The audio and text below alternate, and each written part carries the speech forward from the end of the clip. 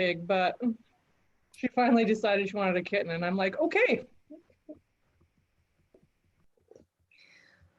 Well, I see we're live now. So welcome everyone, welcome council members, welcome the public. Thank you for joining and streaming on with us this afternoon. We are very grateful that council members wanted to have an additional meeting today around refining and discussing the vision statement for their report to the governor, really trying to get this overarching idea of what their vision is for setting forth their recommendations. And so this was a meeting that was added after our last meeting on May 13th. So again, thank you council members for taking this additional time. You certainly have put in an extraordinary amount of hours above and beyond our meetings that we had initially scheduled. So I know that lives are busy and a bit chaotic and lots of schools ending and graduations happening. So thanks again for taking the time to be with us this afternoon. So our focus again is to really take a look at the revision of the vision, which the writing team spent some considerable amount of time on in the last week and a half. And then we're also going to hear an update from Trina and Annie around how they consolidated all 4 of the working group documents back into one. And then we're also going to talk about next steps for that consolidated document, as well as what our thoughts and plans are for the June 8th and 9th meeting, both in terms of agenda and logistics. So with that, what I will have you guys do is just a quick introduction so that members of the public can see your faces and know who you are. And Annie, I see you smiling. I wasn't sure if I was going to go middle of the alphabet or end, but we'll start with you because I could see the anticipation. All right, I'm ready. I unmuted myself. Awesome. My name's Annie Shusky. I live in East Glacier. I grew up in Kalispell. I work part of the year as a guide in Montana, Alaska, and Churchill, and the other part of the year as a newly hired kindergarten PE teacher. Yay! Congratulations. Thank you. Yeah. Brett. Brett Barney, I'm a wildlife manager for Sunlight Ranch Company out of Red Lodge, Montana. Caroline. I'm Caroline Bird. I'm the former director of the Greater Yellowstone Coalition and currently a conservation consultant in Bozeman, Montana. Chad. Good afternoon, Chad Bauer. I am the municipal manager for Republic Services based out of Missoula. Thanks, Chad. Chuck. Hello, everybody. I'm Chuck Rohde, and I'm the manager of FH Stoltz Land and Lumber Company between Columbia Falls and Whitefish. Cole. Hi, everyone. I'm from a ranching family in the Blackfoot, and I work for a group called Western Landowners Alliance. I live in Helena. That's cool. Darren. Hi, Darren Boss, Havre, Montana. Erin. Hi, Erin Edge. I'm with Defenders of Wildlife. I live in Missoula, Montana. Greg. Greg Schock. I'm from St. Ignatius. Heath. Heath Martinell. My family ranches in Southwest Montana at Dell. And hello, everybody. Kristen. Hi, I'm Kristen Kipp. I live north of Browning on the Blackfeet Reservation. And I'm glad to be here. Welcome. Thanks, Kristen. Lawrence. Yeah, I'm Lawrence Grossfield, a cattle rancher from Big Timber. Michelle. I am Michelle Dietrich, and I live in the Bitterroot. I'm a retired educator, and I'm happy to be here. Thanks, Michelle. Nick. Hi, I'm Nick Gbac. I work for the Montana Wildlife Federation, and I'm here based in Helena at our headquarters. Thanks. Robin.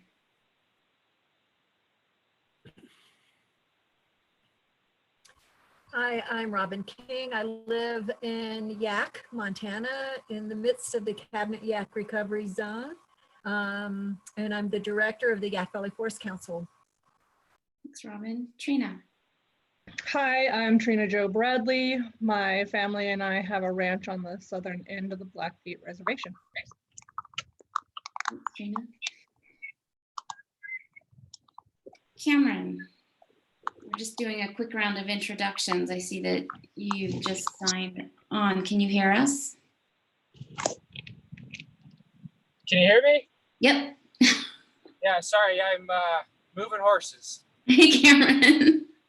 But anyway, my name's Cameron, and we run a guest ranch and outfitting business in Southwest Montana. And sorry I'm a little late. Thanks for being here. We just got started. And I'm Heather Stokes, and my colleague Sean Johnson. We are the co-facilitators for the Governor's Grizzly Bear Advisory Council, and we're out of the University of Montana through the Center for Natural Resources and Environmental Policy. So again, thank you for being here, and if the public, thank you for joining us via the YouTube live stream. And if you've missed the round of introductions, you can find council members' bios online on the council website. So what we're going to do now is I'd like to hear from the writing team around your process for revising and updating the vision statement. I sent around the email for the vision statement, and after we hear an update from the writing team, I can share my screen so that the public has it accessible to them as well. But before we dig deep into kind of looking at it, wanted to hear from the writing team.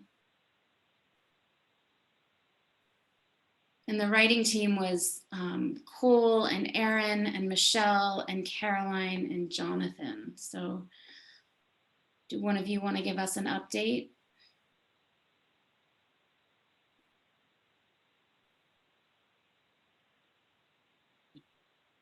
Cole, you're on mute. Yeah, I would just say that we worked pretty hard. I think we feel pretty darn good about the first sentence. And the writing, I think the vision process we all feel is really critical.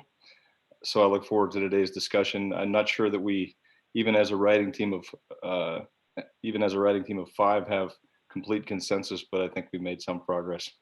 I'll pass it on to any of the rest that want to comment. I think that we're close, and I think there's a couple possibilities that maybe the not wanting to make a decision for 18 people.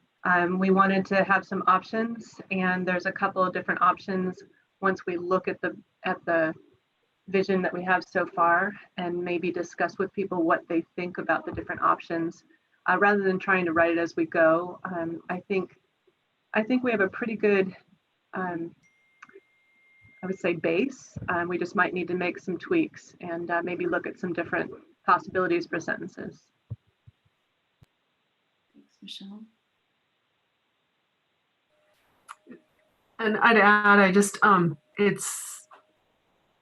it's a great process, and it was the conversations that we had among the 5 of us, I think, were really worthwhile, and it's remarkable how much thought and experience and perspectives can go into just coming up with a word or a sentence or the flow. And it was, I just thought it was a very valuable process. So, and thanks to the rest of the folks. And it just goes to show how, having been together for all this time and having had the discussions and the presentations, that it really, there's a lot there. And I'm really appreciative of this group of people.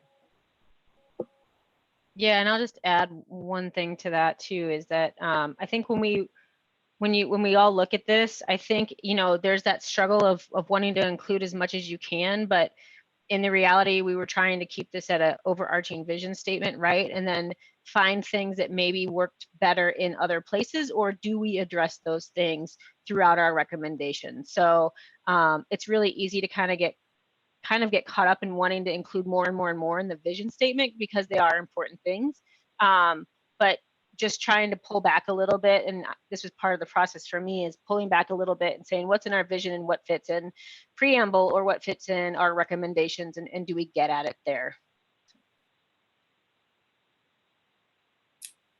Thanks, Erin. Thanks, Caroline.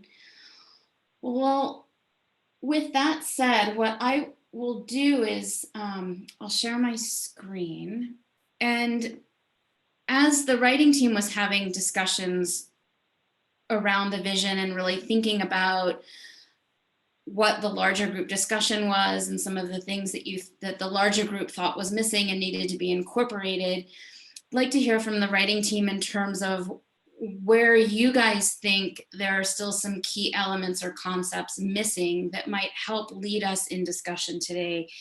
I thought that what might be most helpful is really focusing on these sort of key ideas and larger concept areas as opposed to getting into wordsmithing today. And then maybe we can get a volunteer or figure out that next step to do the wordsmithing. But for the sake of time and really focusing on this discussion, what are some of the conceptual pieces or key ideas that you guys saw were hard to incorporate? And Charlie, can you enable me to share my screen, please?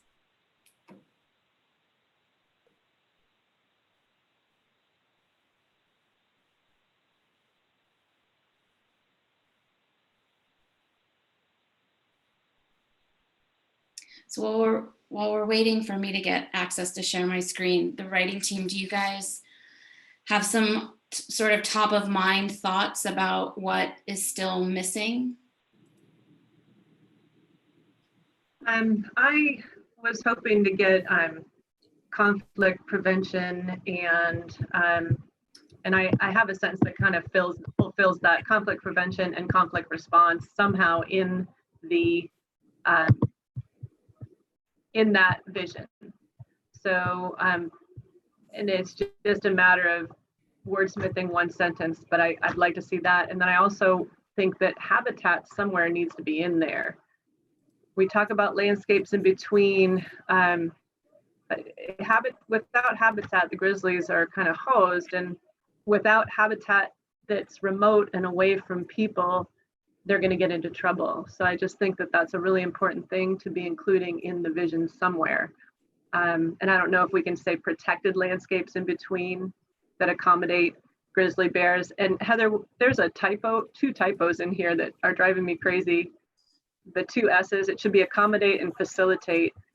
That got changed back somehow from our original version. Thank you, sorry.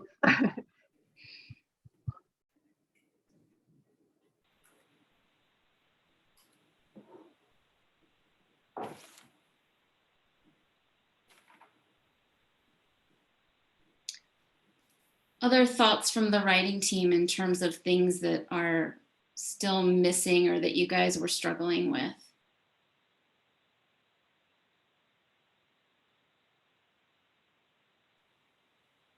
And can also open it up to the larger group as well.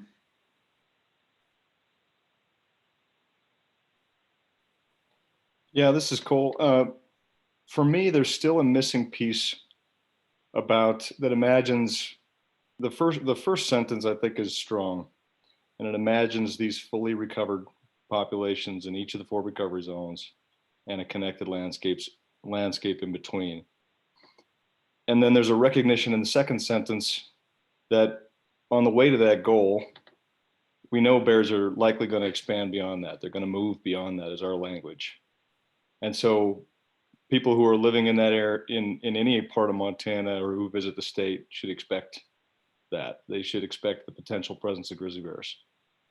But what I think for me is missing is that at whatever point recovery is achieved in any one place or in the state as a whole, the state should be able to set and manage to population objectives.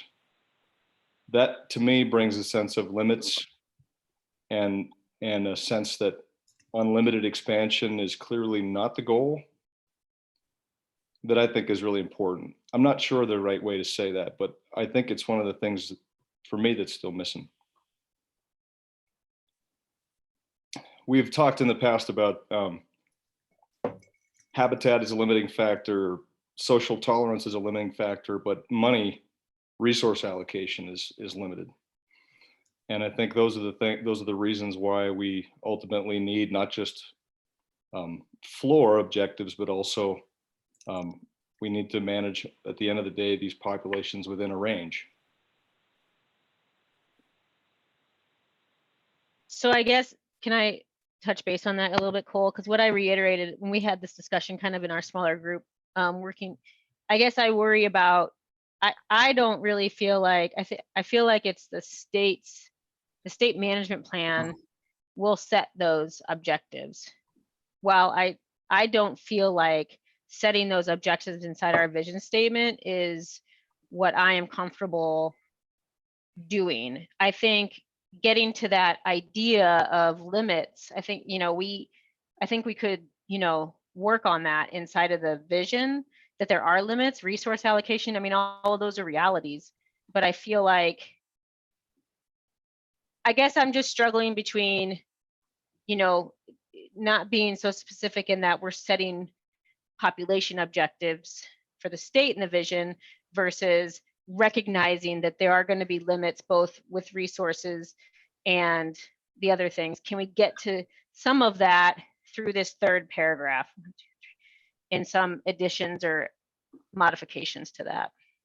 Just to clarify, Aaron, I'm not suggesting setting an objective for the state or setting an objective at all, but calling attention to a future. That's what I think the vision is about, in which the state does set objectives and manage toward them.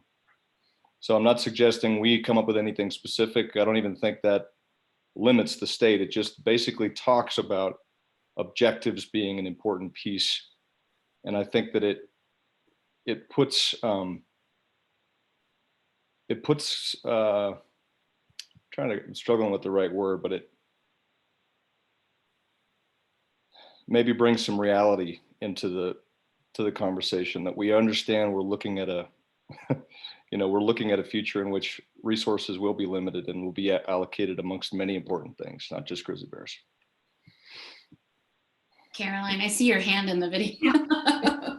I know I'm waving it on the screen, not on the little clicky thing, but this is obviously a point of a lot of discussion that we had, which was really great. But I guess to follow on Aaron's thought, that to me, calling out population objectives as part of management, I think as long as we're talking about good sound management, that is an implied part of management. I don't think we need to pull out different parts of management. Wildlife management, we envision really sound management of this species and all of that implies. And to me, we don't need to be pulling out those different parts of what management entails. Yeah, I hear you, Caroline. For me, sound management for many people does not imply population objectives or limits. And that's why I think it's really critical. I go back to our conversation about what is wildlife management and wildlife management for different species and management. And we want to empower and envision really robust, well-funded, well-resourced management, that we should just leave it at that, that's then up to the managers. That, again, I just believe that that would be an implied part of how Fish, Wildlife, and Parks would move forward. Trina, did you want to say something? It sounds like people are having a hard time finding where to raise their hands. So if you can't find it, because I can't tell what you're looking at on your own screen, mine moved to the top of the screen. And so the boxes came out there and I could pull them out. So Trina and then Michelle. Okay, thanks. Yeah, I was just going to say, I agree with Cole. I think as we're writing this, we're writing it because the FWP is looking for a direction to go, and all the bear managers are looking for a direction to go, and that is what we are communicating communicating to them is what we think, where we think bears should be, you know, whatever. So I think Cole has a really good point, and that needs to be in there because you know there's going to be a limit on bear habitat at some point. Bears can't live everywhere. So that I think really needs to be in there. So I'm just curious, when we're looking at that first sentence, and just to try and see if we can get some clarity around this point, where on this first sentence, it talks about having a recovered population in the 4 recovery zones and landscapes in between that accommodate grizzly bear presence and facilitate connectivity. Is that in essence what you guys are talking about in terms of where bears should be? And this sort of goes back to the World Cafe sessions a couple of weeks ago as well. So Cole, are you suggesting that there needs to be something more deliberate and specific about where they should and shouldn't be and how they're managed in order to be in those places? I'm just trying to tease out a little bit more from what you and Trina are saying.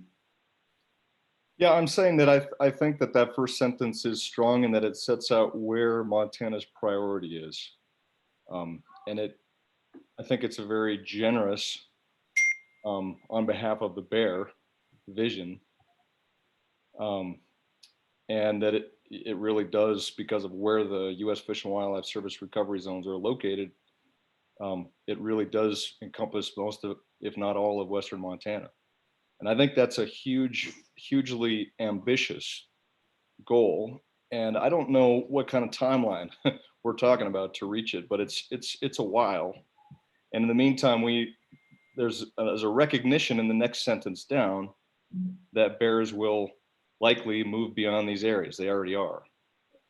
And I think that we need something else in this vision that clarifies that movement beyond these areas really is not the priority or the goal of the vision. And that at the end of the day, there's kind of 2 approaches. One is that you continue to attempt to marshal the resources as a state, that will be required however large the grizzly bear population in the state gets. And the other is that there's a certain limit to a state, to how much resources we ought to allocate to grizzly bears ultimately. And so I think I see a lot more growth in this vision for the grizzly bear population than I do maybe clear-eyed realism about what it will mean to really do justice to this management challenge. So that's I'm not sure again what the right language to bring that second element is, but I feel strongly it needs to be there. Thanks, Cole. Michelle. Hello. What are you doing home so early? Hey, Greg. You might want to mute yourself. Okay, so I understand the concern. I'm wondering if we're addressing it in other places in the vision itself. The very last sentence, management should follow current law and the best available science, which includes population numbers, habitat availability, and the law, and account for localized conditions. And I do think that accounting for localized conditions starts to look at how it's affecting those working lands and local communities.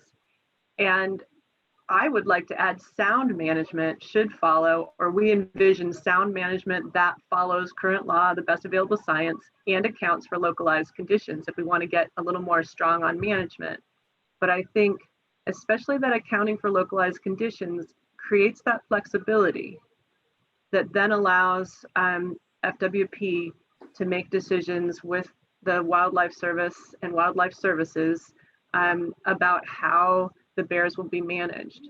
I also want to say, when you start talking about population objectives, that's only one part of grizzly bears. I mean, it's population objectives, it's also habitat availability. So I think if we limited ourselves to that in the vision, then we're taking out one piece and not looking at the whole.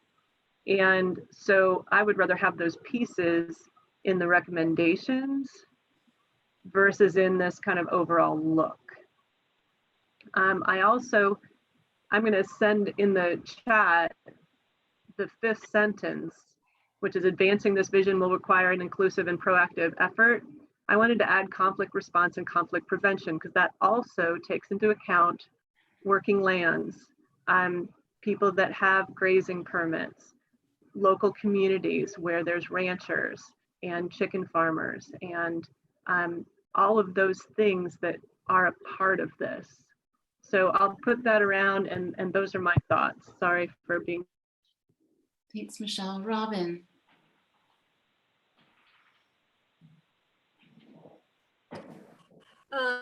Yeah, thanks. So I'm trying to listen really carefully to you, Cole. So thank you for continuing to clarify what your concern is. And so I kept reading through the sentences of what the writing team came up with. And it seems to me that we get to that in the second sentence. We talk about resources. And then Michelle actually said a lot of what I was going to say too about it seems like it's there already in the body of these sentences that the writing team put together. So when I listened to you and then I went back and read this statement, I'm seeing that that's being addressed. I'm not saying that it is. I'm just saying that how I heard you.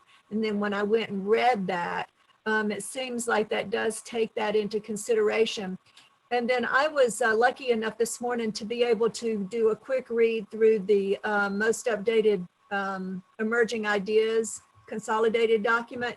And I do think that we get to some of those details that you're concerned about, if I'm understanding you correctly, in the recommendations themselves. So that's just another pair of eyes on this, hearing what you're saying that you want to make sure is clear. And I also hear you say that you don't think that it's there, but I wonder if we can just, is there a way that we could go into that second paragraph and maybe change that in a way that would make that more clear for what you're trying to get at as far as limited resources?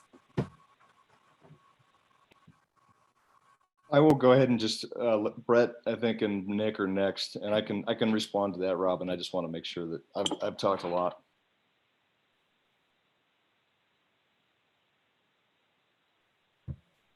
So I guess what I was trying to decide is if you were looking for a number, Cole, or are you saying, what is it that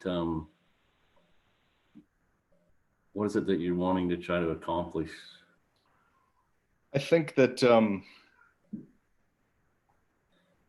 inclusive, proactive effort, significant resources, best available science are all good and fine, but squishy.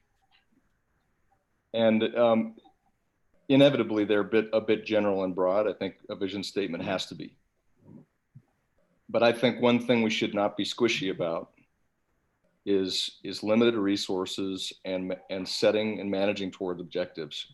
I'm not looking for a specific number at all. Okay. Only managers can do that. And so what do you think about, like, I'll leave it there. Okay. Nick. Maybe as I wrote in there that simply, I think this would address both what Michelle and Cole said is, I mean, I understand what you're saying, Cole, but while giving that authority and responsibility to FWP would be, I'm not saying verbatim, but something to the effect of adding in that last sentence, management should follow current law and the best available science and account for localized conditions as laid out in Montana's statewide grizzly bear management plan that, that is being written. That's it. Aaron. Yeah, I guess, Nick, that's kind of what I'm trying to figure out too, is we say in that last sentence is where I'm kind of can we modify that last sentence to get at the point? Because it's kind of like trying not to repeat yourself. So management and then state management plan, but can we refer to a future management plan in here? Would that touch on that? I'm not exactly sure how, but Cole, I do hear you. I just am not exactly sure the best way to get at that, you know, reality to some degree and the limited resources. But I do feel like either in that third paragraph or in that fourth paragraph, we could make a modification that might work. So I'm wondering if what I'm hearing is that there's an understanding and agreement to what Cole is suggesting, and what the struggle is at the moment is coming up with the language that might best articulate that is fitting for to be included within a vision. Is that where I'm hearing really the struggle is, as opposed to there seems to be agreement with this concept, that there's just more of a struggle about how to incorporate it?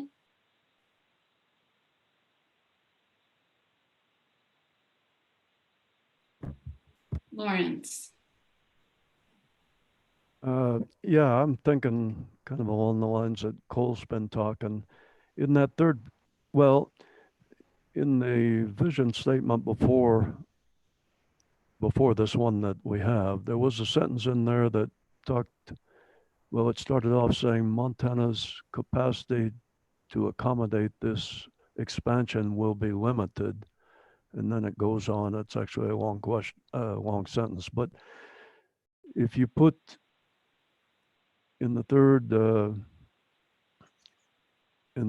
paragraph, this vision brings challenges to working lands and local communities on both public and private lands.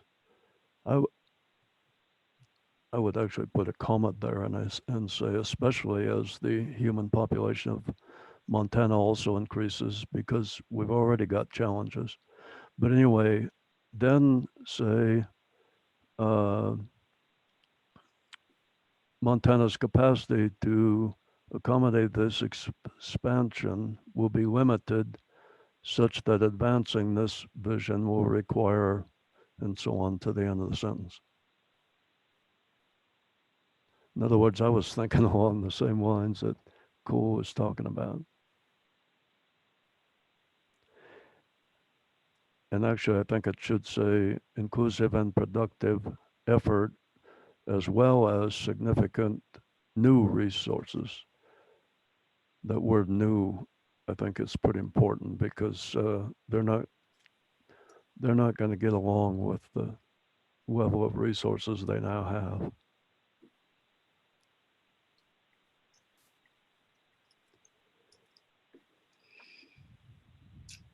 Caroline. Heather, I'm not sure I agree with how you just summed things up.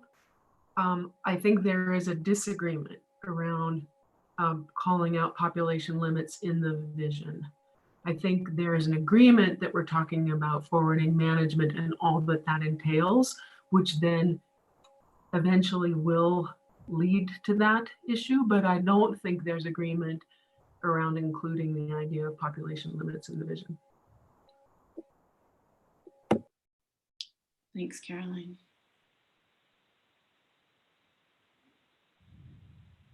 Robin, is your hand new, or is that up from earlier? Nick. Actually, that's up from earlier.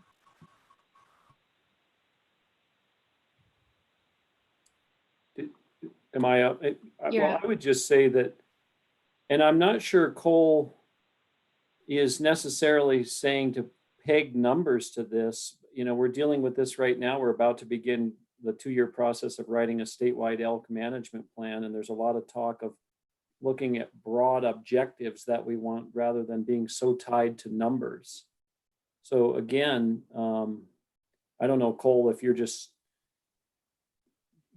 maybe what Trina said is the best. If you could throw out some language for us to discuss or something, maybe that's what you're getting at. You're not saying let's set hard and fast numbers, but look at some more broader objectives within that landscape. Am I wrong?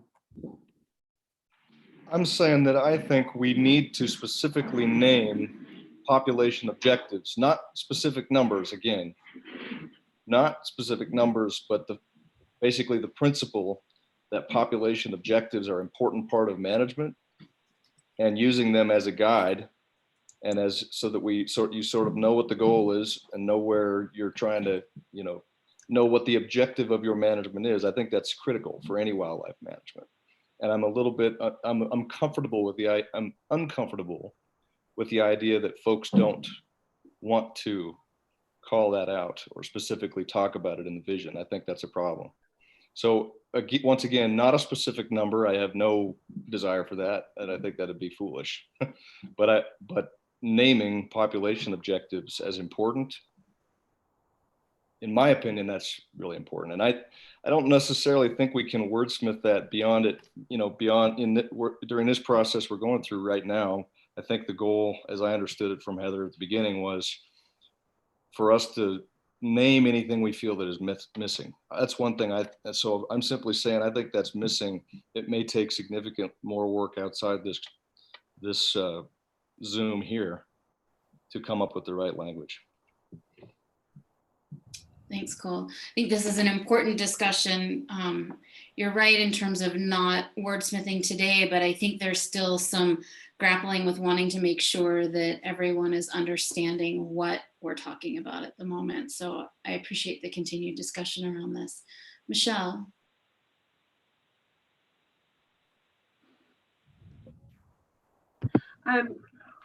Cole, I definitely hear you. And I know you want that, you want to make, pave the way for more management by FWP. I think that, I guess I worry about management for population objectives as a broad whole versus really managing where there's problem bears and where they're affecting communities. To me, that's the most important. Where are those bears affecting Heath and his grazing permit? Where are those bears affecting your father in the Blackfoot area and his fellow workers out there and ranchers? And letting FWP focus on those localized conditions.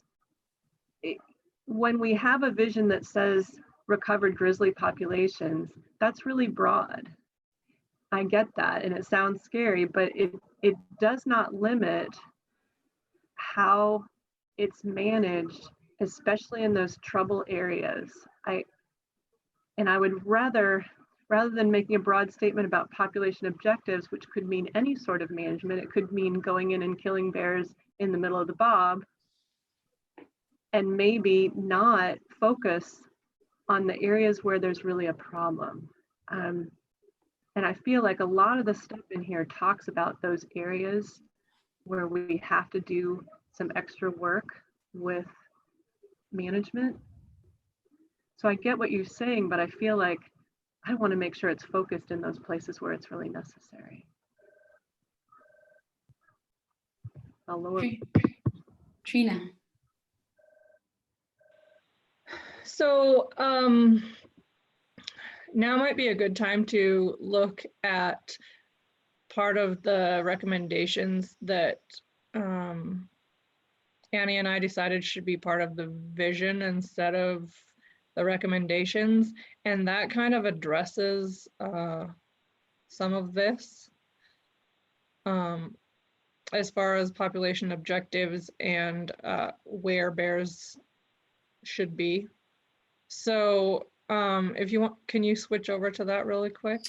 Well, I'm wondering, we can do that if there's time, but what I want to go back to is making sure that we're talking about sort of identifying some of the key areas and concepts that are missing from this. And so we have this one now.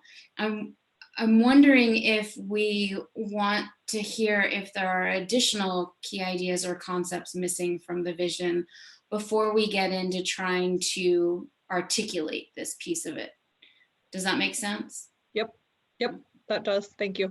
And I appreciate that you flagged that, Trina, because knowing that there's something already in writing that might address this might make this easier to talk about. So if there's time, we'll do that. Otherwise, we'll have that as homework and insert it in. Brett. So I get what you're trying to do now, Cole. So, okay. So I think the last statement that you just made, that she typed in, that Heather typed in, the resource allocation and population objectives are an important piece of management. I think somehow that wording could be tied into there, and it's probably somewhere after potential presence of grizzly bears, comma, that last sentence or that last little piece there, and we should be able to access adequate education, assistance, and resources.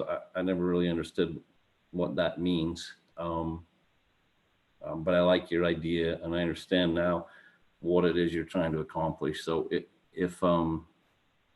these bears are going to continue to move out in these areas, and it's going to take more resources and more allocation of funding, and these bears need to be managed by population objectives that are an important piece. So something along those lines, but I get what you're going for, and I like it.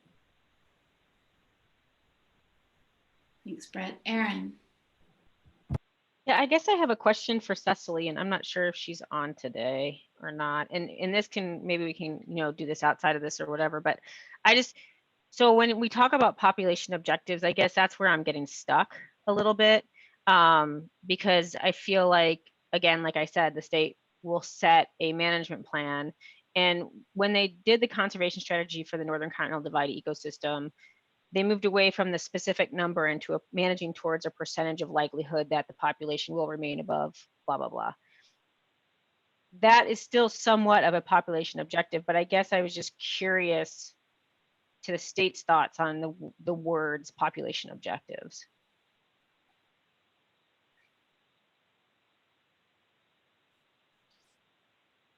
I mean, typically when the state uses the term population objectives, we are generally talking about a number. So I don't, that would be my input on the discussion, I guess. And I don't know whether that's something you want to do in a vision or not. Yeah, thanks, Cecily. I guess that's my concern. And I heard Cole saying that wasn't necessarily what he was trying to convey or articulate with this.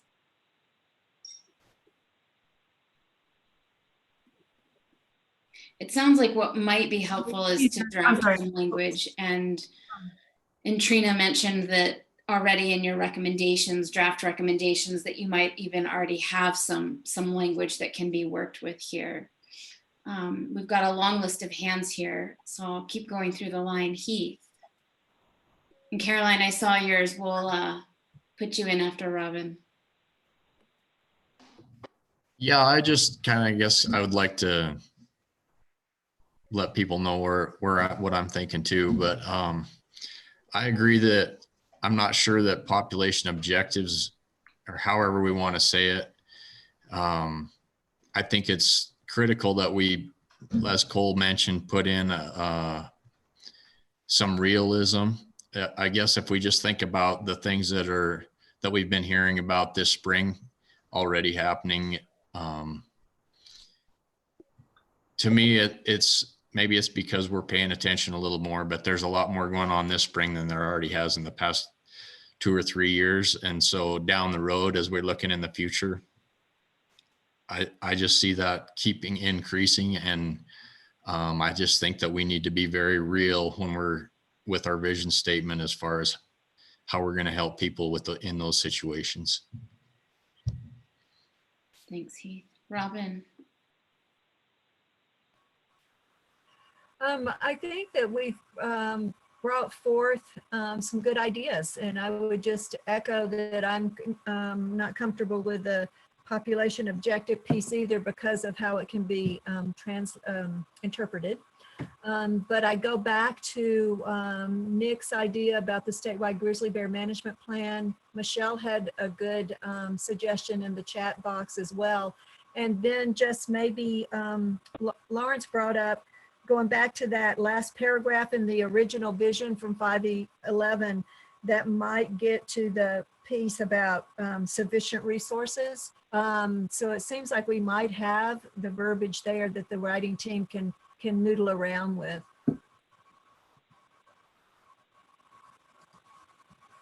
Thanks, Robin. Caroline.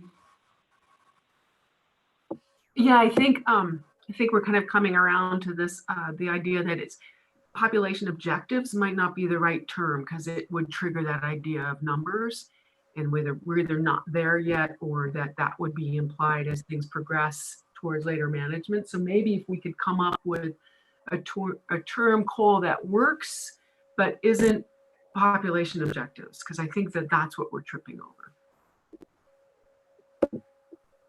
Thanks, Caroline.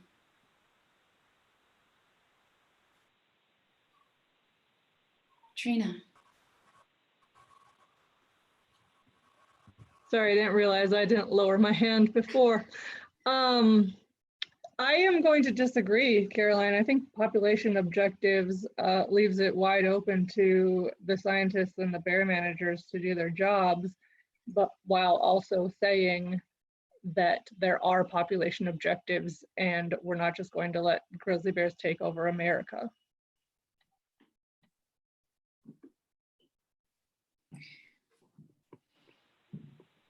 So again, I wonder if a next step might be to draft something in writing that articulates this idea that then would help progress this conversation. And again, Trina, you mentioned that there might be something in the consolidated document that we might be able to start with. I'm wondering if there are additional key ideas or concepts missing from this version of the vision statement that folks want to address.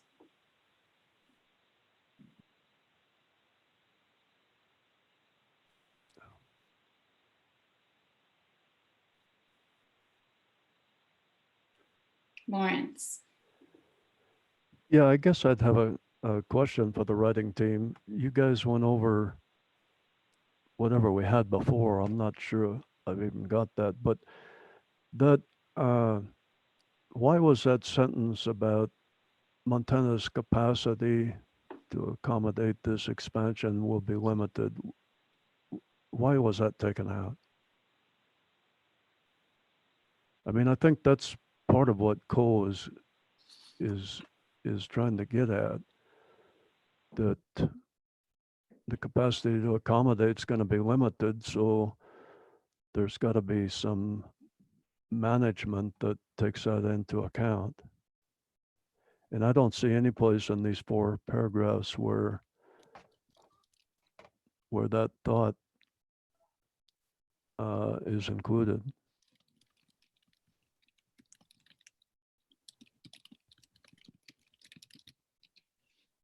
Lawrence, if I remember right, that was taken out as part of our, I think there was 18 of us, and we were working together on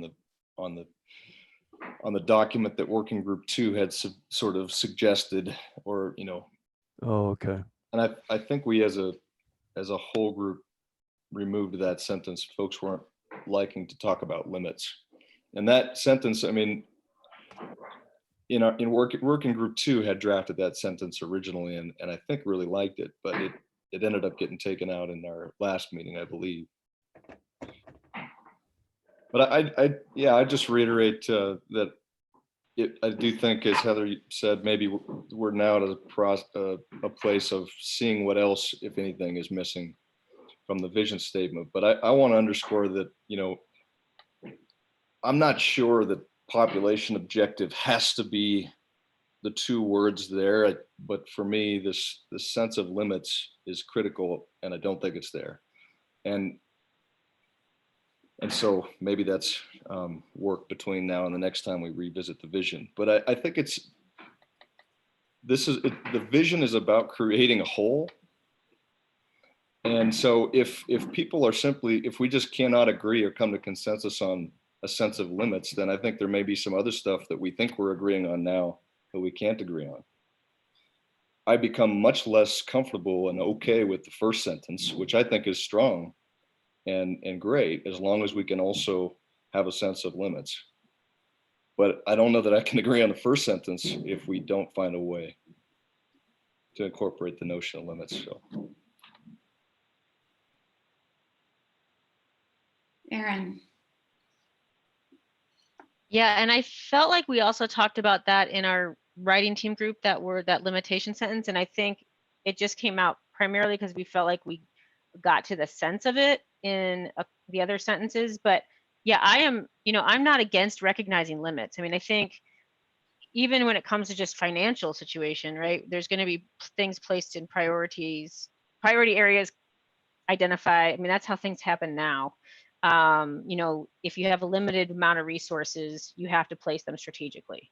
So I think that I don't know that we're that far off is what I'm saying. I just don't know. I think where I'm getting stuck is that population objectives piece. So recognizing limits is a reality, I think, to some degree. But so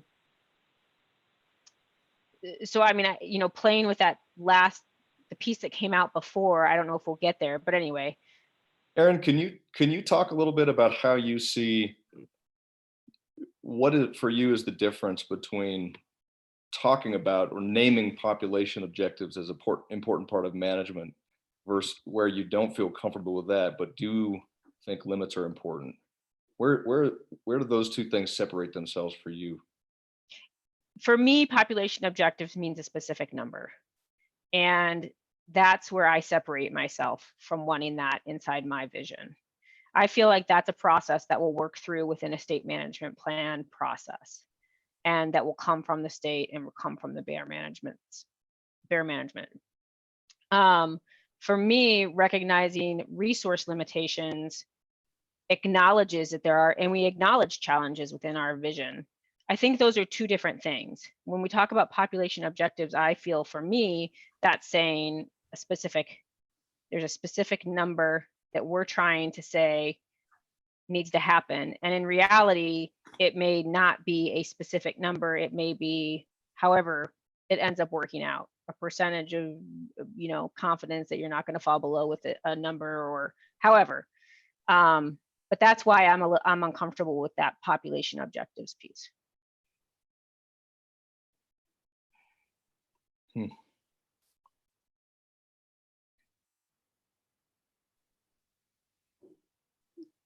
So Cole, I'll let you chew on that for a second. Darren,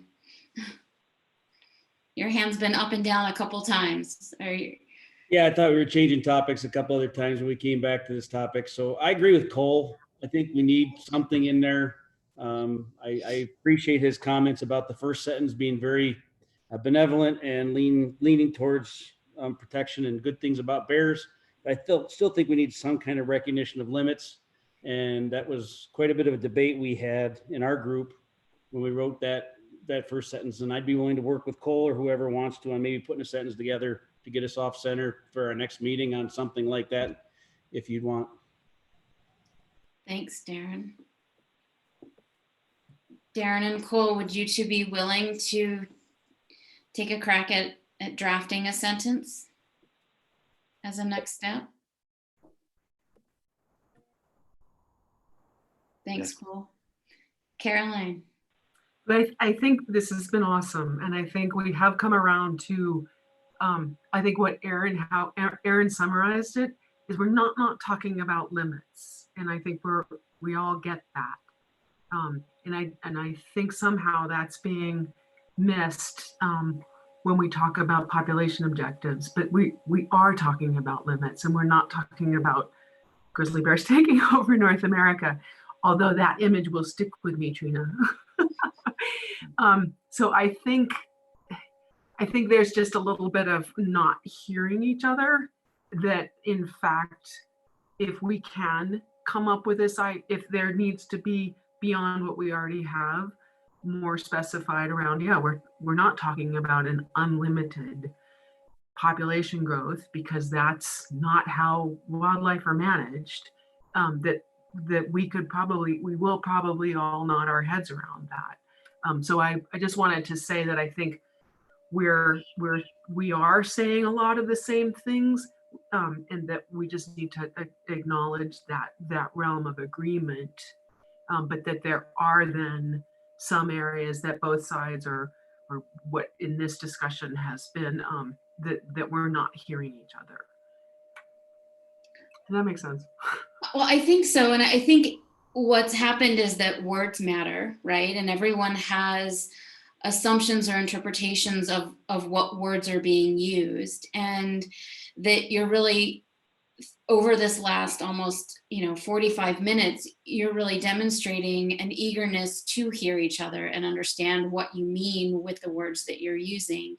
And understanding also that whatever words you put in writing can also be interpreted in a number of different ways. So the more discussion you can have around it, so that the more clear you are in conveying what your intent is behind this, the better received this vision will be, not just with the 18 of you, but for the whole state. So I think that this has been really important.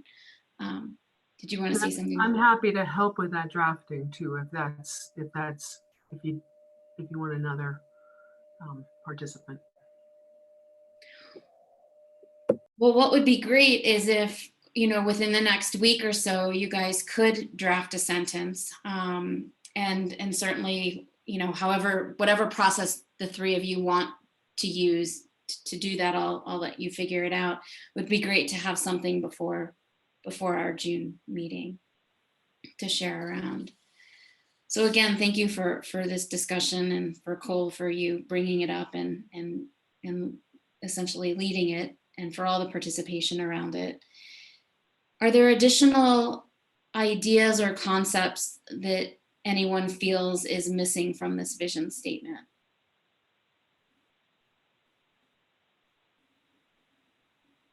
Lawrence. Caroline, did your hand just go back up, or is it still there from before? Lawrence. Yeah, at the very end, I think Michelle kind of referenced this. I think we do need to add in something about conflicts. And it could just be as simple as at the end of the last sentence, say, and resolve conflicts in a timely and effective manner. Thanks, Lawrence. I've got something that she drafted here in the notes that she put in the chat. Oh, I guess I didn't see that. I'll put timely as well as per you, and we can let wordsmithing happen. That actually comes right out of the governor's strategic objectives. It's number 3, improve timely and effective response to conflicts. Thanks, Lawrence. Aaron, was your hand up? Now it's gone. Just quickly, we also have some of that inside of the recommendations too. I'm not against adding it here as well, but we back it up further into the recommendations too, I think. The draft recommendations. Right. And I think that's really sort of the balance that you're all sort of grappling with right now, is what needs to be recognized within the vision, stated here, and then get further explained and detailed in your recommendations, or even in the preamble, or even in some sort of other introduction or context.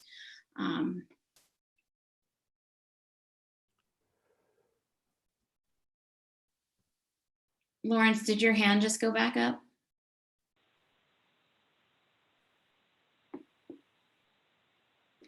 Anything else missing from here, from the vision?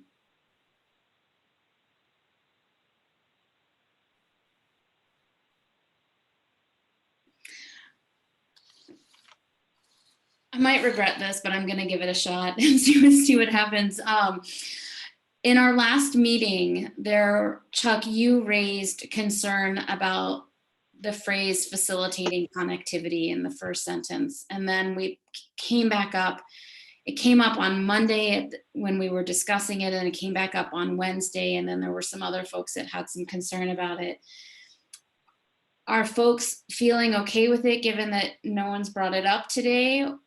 Or do you want to have a continued conversation around it? Did you ask me? This is Chuck. I am.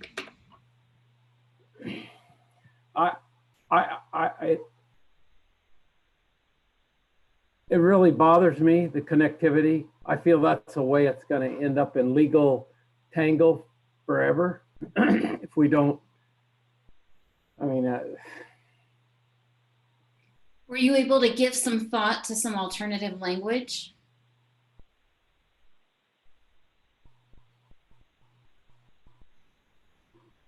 Actually, I was thinking of something along the lines in that second paragraph. We also recognize that grizzly populations will continue to increase and bears will begin to move out into marginal habitats, leading to more conflicts and more human interaction. And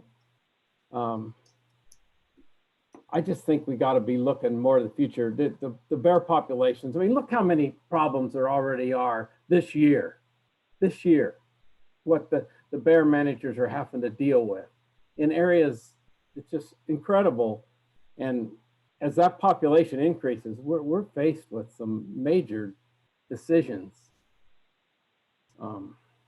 And I think these linkage corridors, we have to be really careful. We want to facilitate bears increasing, but I can see that leading to restrictions, just like in the ecosystems, and I can see it leading to legal implications. And I'm rambling, but I know as sure as I'm sitting here, that's what's going to happen. So I wonder if maybe part of your homework, Chuck, would be to come up with some alternative language that recognizes the connectivity piece and bears moving in between recovery zones, and acknowledging. Yes. Short answer is yes. I'll send my ideas to the writing team. Awesome. Thanks, Chuck. That leakage, what did you say? How did you say that linkage? Linkage. They used to call them genetic linkage travel corridors. Now they're connectivity zones, but it's essentially the zones between ecosystems for bears to flow and they're, to interconnect the genetics. So we're already seeing it. We just saw a project in the Idaho Panhandle in the St. Joe Forest. The Alliance for the Wild Rockies filed suit on them, and that's just what's going to happen. I mean, we've got to address this so that the restrictions, the bears are going to do what they're going to do. Very frustrating to somebody that's seen this already happen. So instead of connectivity, what about linkage zones? Is that acceptable? Same thing. They're linking the ecosystems, Brett. Okay, so instead of so if it's a linkage zone, it still means the same thing as connectivity. I mean, it's not. Is that still? They're just different. They're just referring to them in different manners. Over the years, the terminologies have changed. Chuck, is it any different to simply shorten the sentence and to say, in the landscapes in between that accommodate grizzly bear presence and movement? It's better, Cole, you're getting there. I don't know if that's the end, but that's.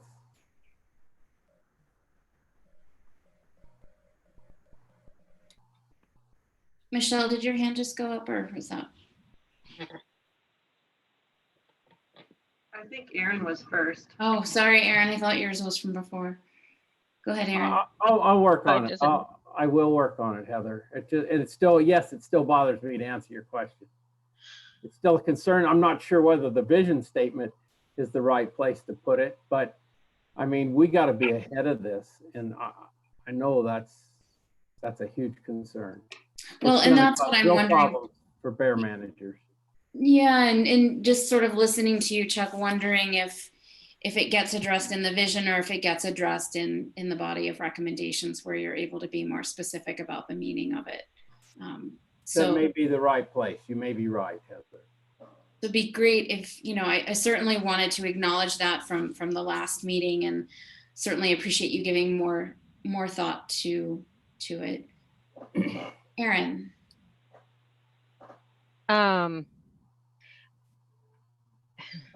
So I think to some degree we get to some of that within the recommendations, but I'm also wondering if that sentence that Cole's going to be playing with, we'll recognize at least the idea of limitations on some level that is getting to what Chuck is kind of referring to.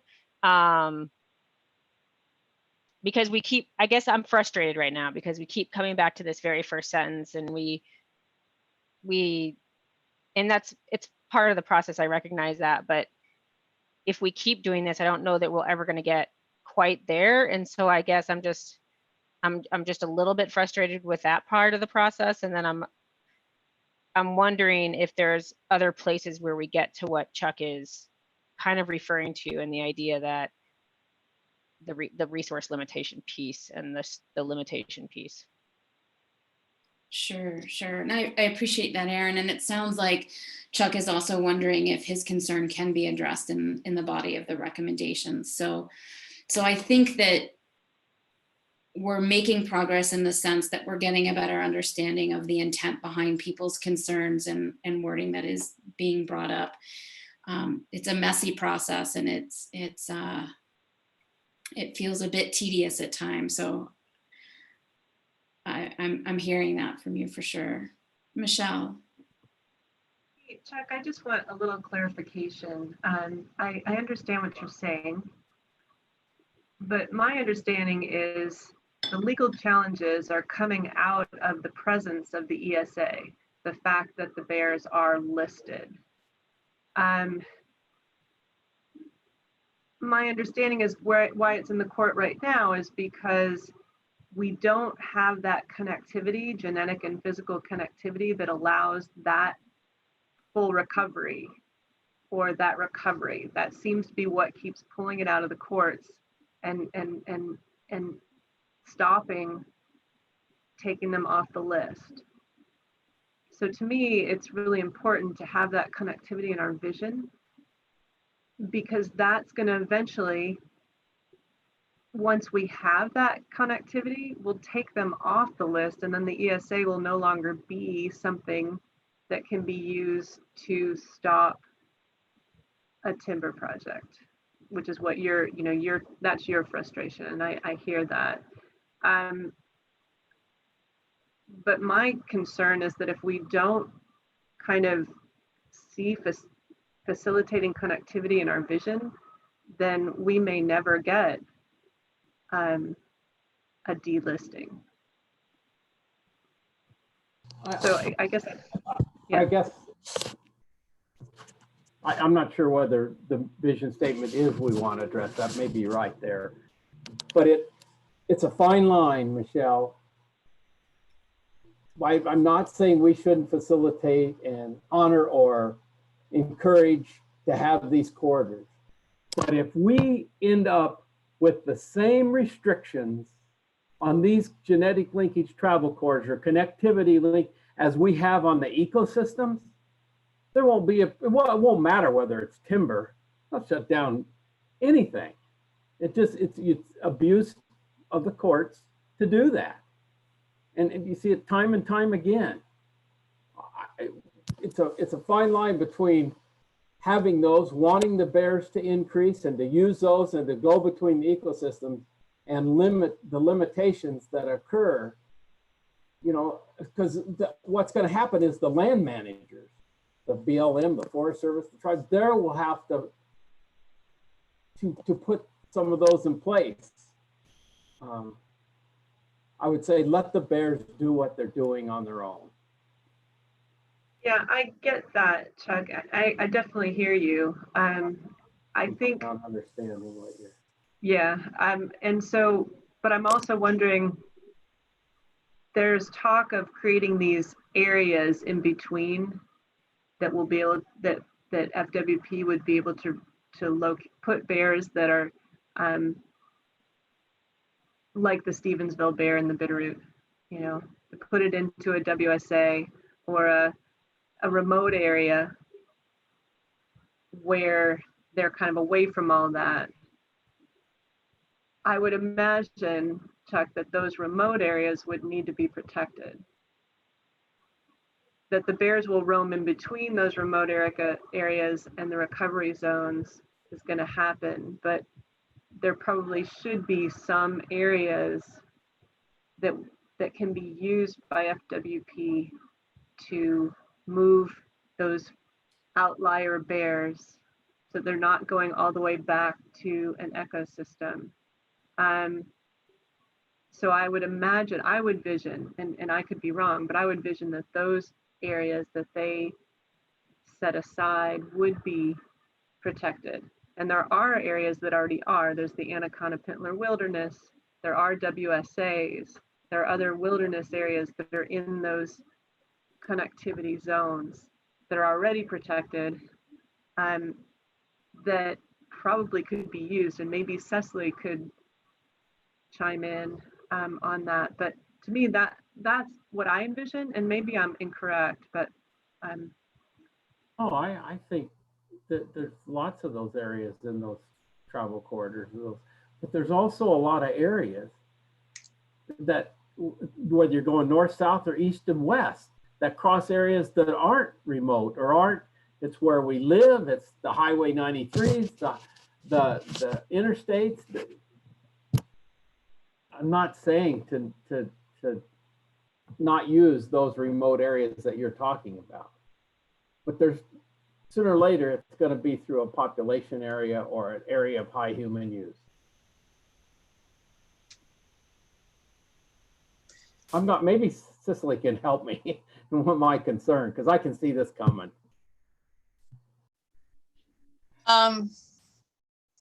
So first, just in responding to one thing that Michelle said,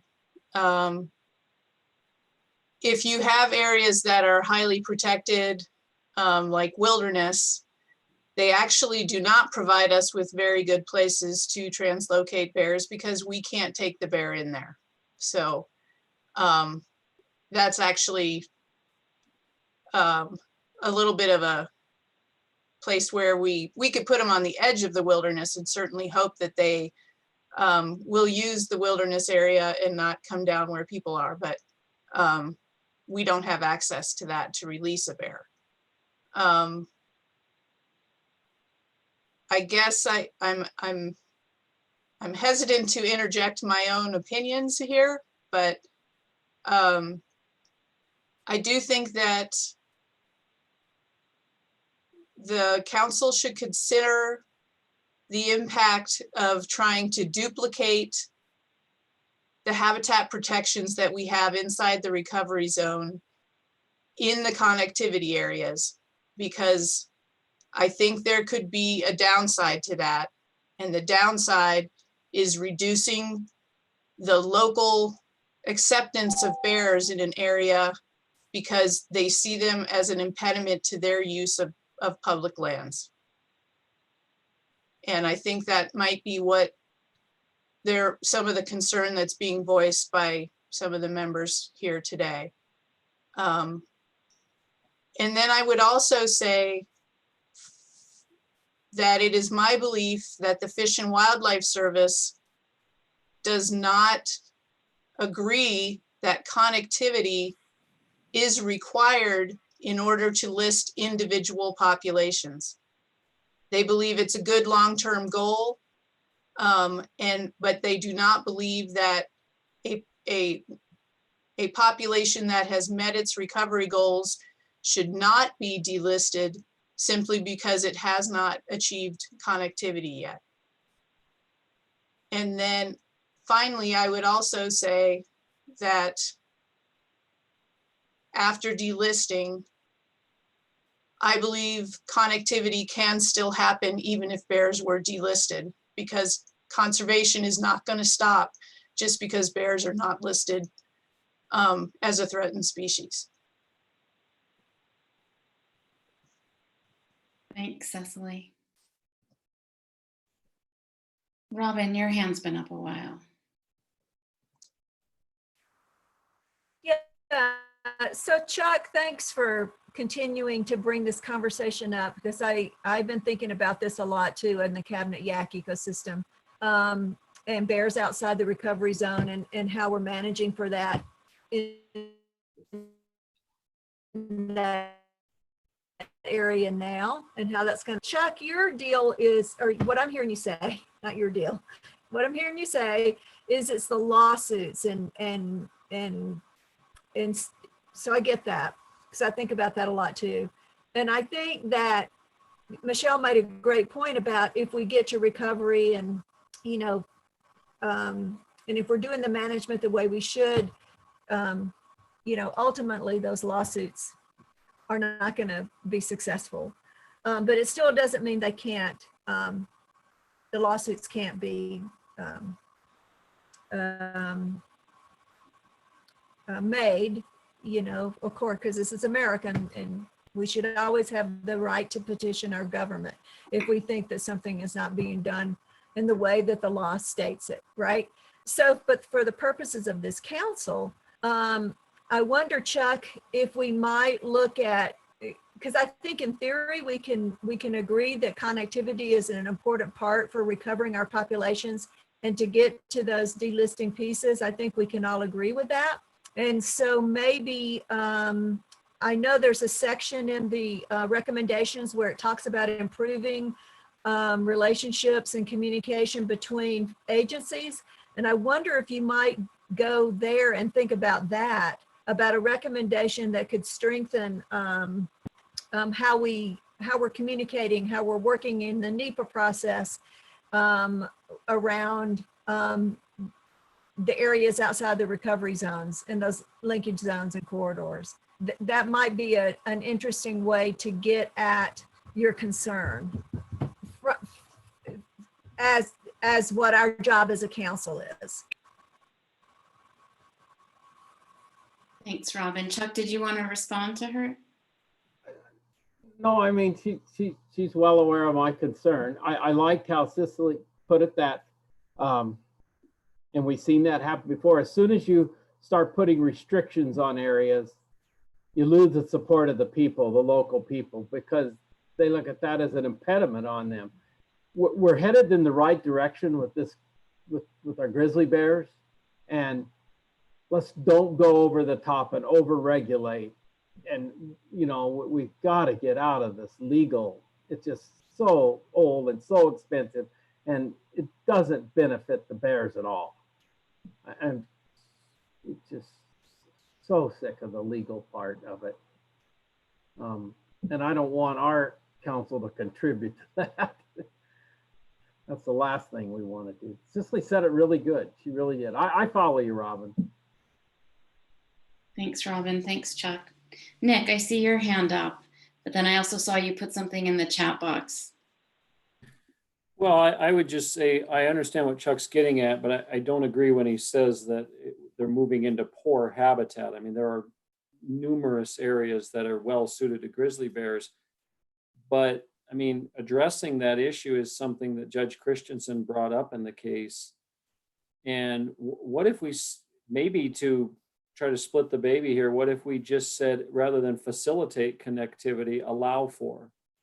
And it was a little bit less prescriptive, but I don't know, Chuck, if that would address your concerns, or if we do want to move that more further down in the document, what you're getting at.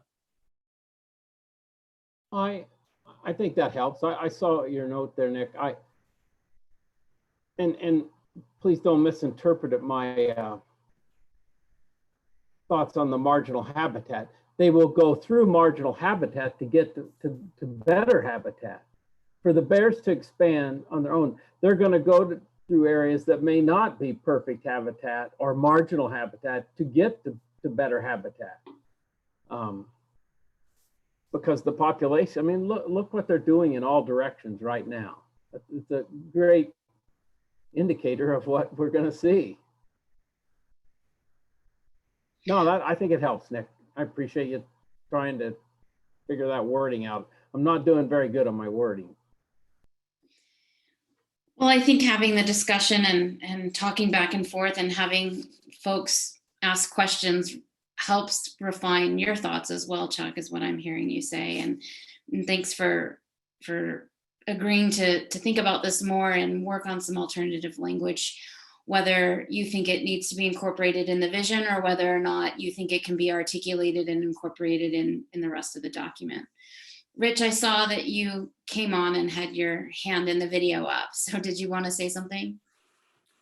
Yeah, if I might. I can't find the digital hand.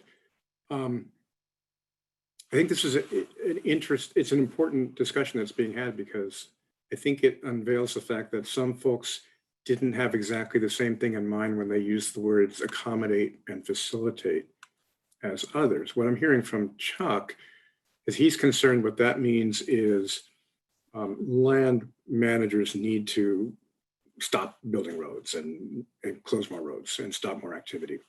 And I think that other people might have primarily been thinking we need to manage conflicts in such a way that the grizzly bears don't die when they're in these areas. And what I'm wondering is if maybe you could leave the language as it is and then somewhere further down have a discussion about the fact that you guys might still not agree about the meaning of those words. But I think it is a little dangerous if you still have this disagreement about what those words mean, accommodate, facilitate, and don't actually address it, because at the end of the day, those disagreements about those meanings may come back to haunt somebody. I hope I haven't put words in Chuck's mouth, but I think that's what I'm hearing.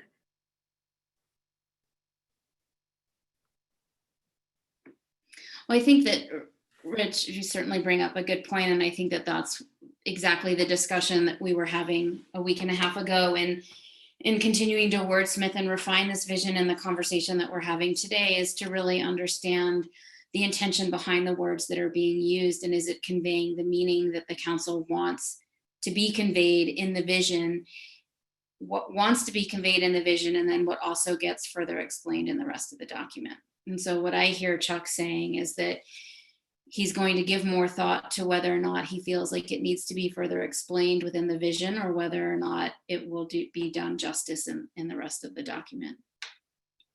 Nick, is that a new hand or an old hand up? I don't see your. Sorry, that's old. I'll lower that. Aaron.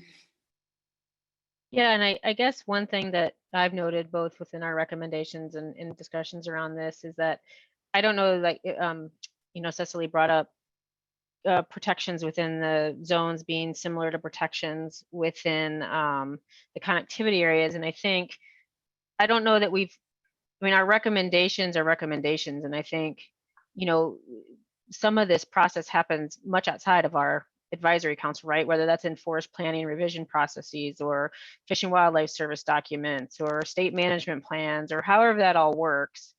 And so, for me, I've just been trying to keep in mind on our role and how that integrates with kind of all of that, and recognizing that, I don't think that we have started to create a document that does try and recreate recovery zone protections within these outside areas. I think we've tried to recognize both grizzly bear occupancy outside of these recovery areas as it exists now, and then also as connectivity occurs, what that might look like, and maybe what needs the communities might need to have. And so, just thinking about it that way as I go through our pieces. So I guess I'm getting at some of that might be addressed as we talk about this a little bit further in the recommendations. Thanks, Aaron.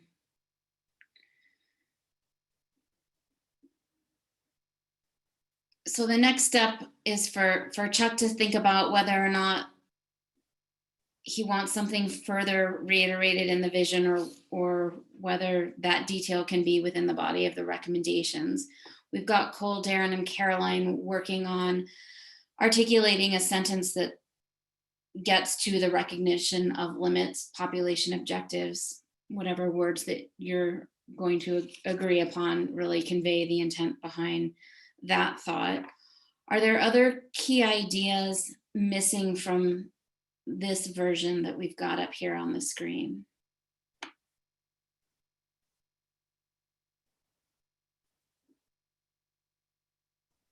Lawrence.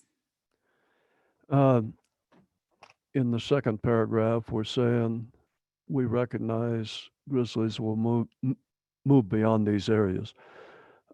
These areas are, and correct me if I'm wrong, but I think I'm right. These areas are basically everything in the western 1/3 of Montana. So in order to get out of these areas, they're going to have to go east.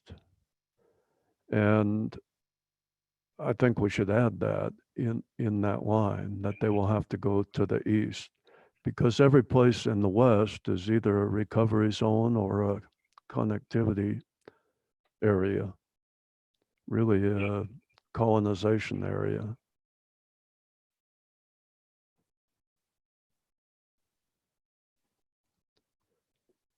What are people's thoughts about that? Aaron?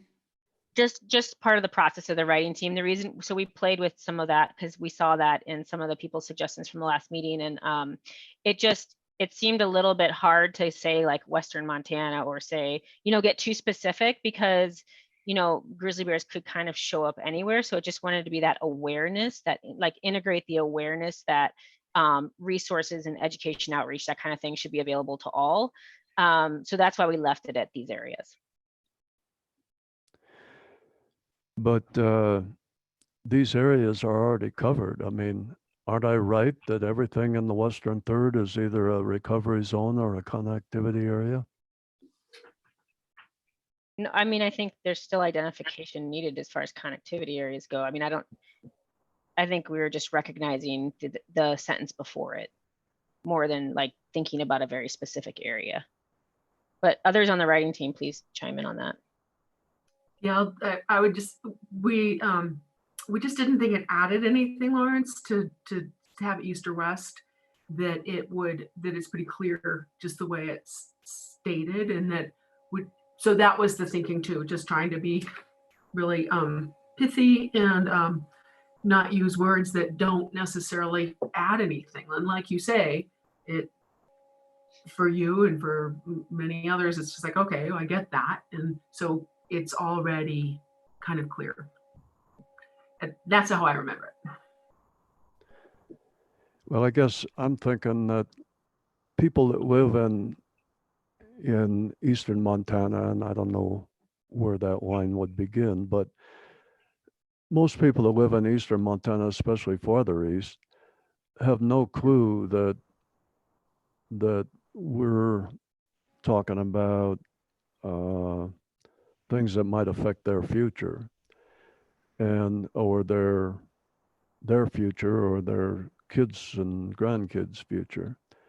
And I think it would be fair to add to the east so that at least they can raise their eyebrows. I'm assuming at least some of them will read our document, or at least the vision statement, after we're all done. And they'll just think, well, that doesn't apply to me, and it never will. Well, I think it will, or it sure could. And I almost feel like it's kind of dishonest of us not to let those people know that we're really talking about their part of the state too. And that's the other thing we kind of stumbled over on that too, is like, where's the line? It's not the Continental Divide because they're already on the other side. So where is the line between eastern and western Montana? And people think of that very differently, I think. So that's also why we left the reference to either eastern or western out. Lawrence, I think the way we wrote it is it does imply, as you already suggested, beyond these areas basically means east if you're talking about Montana. And so I'm okay with the sentence as is, but I think that instead of saying likely continue to move beyond and it saying likely continue to move east is probably clearer and maybe more straightforward. So I'm okay with the sentence as is, but I would be even more okay with your addition because I think it's more straightforward. Yeah, that sounds fine to me. I wanted to chime in really quickly. I'm going to pop my video on. I'm unmuted. Lawrence, that I guess that paragraph to me, and you know, we all have our different takes on things. It was really important for me to get that human safety factor in there, that everyone should be prepared no matter where you are in Montana for the possible presence of grizzly bears. Someone in the east might go west to hunt or to recreate, and they need to be more aware about grizzly bears.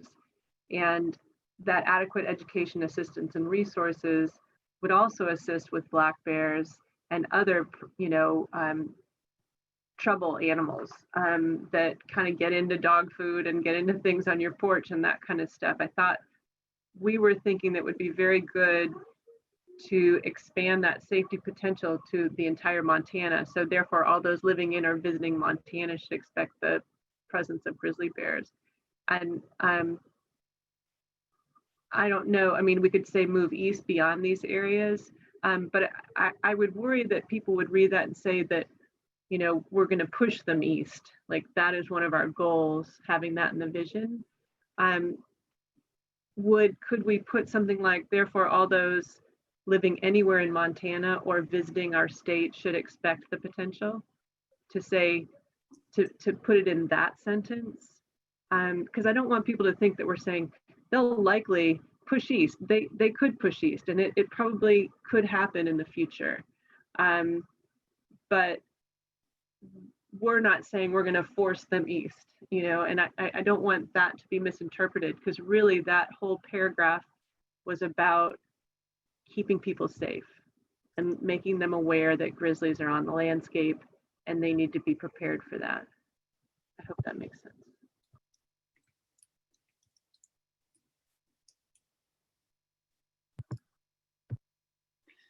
Robin, is that from earlier or is that? So I would just like to add as just a sort of clarify a little bit of context here. The bears and the cabinet yaks, or some of them will probably move west, actually, hopefully, you know, connecting to the Selkirks, which is in Idaho, and south, and they of course go north. So, and I totally get what Lawrence is trying to say, and we want to, I think he brings up a good point. And I think that how Cole and Michelle have talked about this, you know, I think we do imply that, and I think that we do, I like that statement about recognize that if you're in Montana, you're gonna, you know, see bears no matter where you are. So I'm comfortable with what the writing team has come up with. However, if there, you know, if there's a way that there's one more piece that you could put in there, but I'd also want us to be clear that all the bears aren't just going to be moving east. But, you know, if we can find a bit of a clarification there that might help with Lawrence's concern, that would be okay too. I appreciate that. And I appreciate this discussion, and I want to sort of articulate or make obvious what is obvious to me but might not be obvious in this conversation, is that right now, while we are talking about the vision and really wanting to get a sense of what do you want to have in this vision, we are getting into a lot of the details and really trying to figure out, continue to explain and hear each other in terms of where are your thoughts, how does this get conveyed. Some of this will get clarified in your recommendations. And I think a lot of this conversation you will see in the draft recommendations that you've already articulated and drafted up. So I think certainly I've been taking these notes under these key ideas missing. I'll share them with you guys to make sure that, okay, when we come back and we revisit and we wordsmith this vision, does it encapsulate what you want your vision to say? And what else do you want to make sure is really clear and articulated in the body of recommendations so that we're not losing this piece of the conversation? I think it's certainly helped clarify a lot for where you guys are and the intention behind some of the words and phrases that you guys have been using. Trina.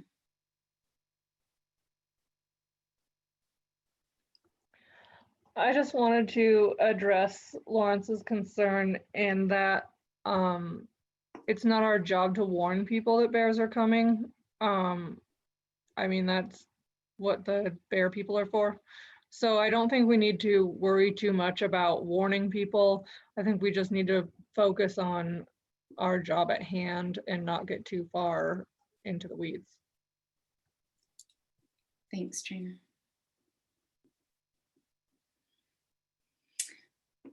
Anything else that you guys feel might be missing? And I'm certainly not losing this, Lawrence. I've got it here noted, and we'll certainly see as we continue to refine and get some folks articulating some of these additional pieces in terms of what is missing, come back to this vision statement. So this isn't the last conversation around it, but wanting to make sure that we've at least addressed any other key ideas or concepts that are missing from this vision statement. I want to give you guys the chance to speak up now. So I see Robin and Lawrence, your hand up, but I think that's from before. If it's not, let me know. Okay. So we've got Cole and Darren and Caroline, again, working on a statement that articulates the recognition of limits. We've got Chuck working on thinking about whether or not he wants to make a suggestion around alternative language to facilitating connectivity, or whether or not that concern can be addressed in the body of the report. Not wanting to lose Lawrence's concern about Grizzly's moving beyond these areas, whether or not that needs to be clarified any more specifically, or whether or not we can leave it as is. And that might become more clear as we take a look at what the recommendations are in the draft consolidated document. I don't see any more hands raised. So at this point, Cole, Darren, Caroline, and Chuck, if you guys could send around, I'll just look at a calendar here. Hey, Heather, real quick. Yeah. Can you just make sure I don't see it in your notes?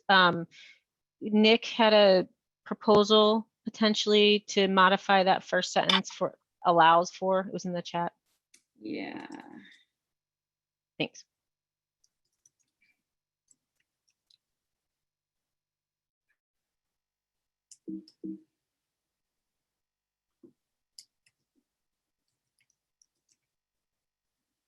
Okay.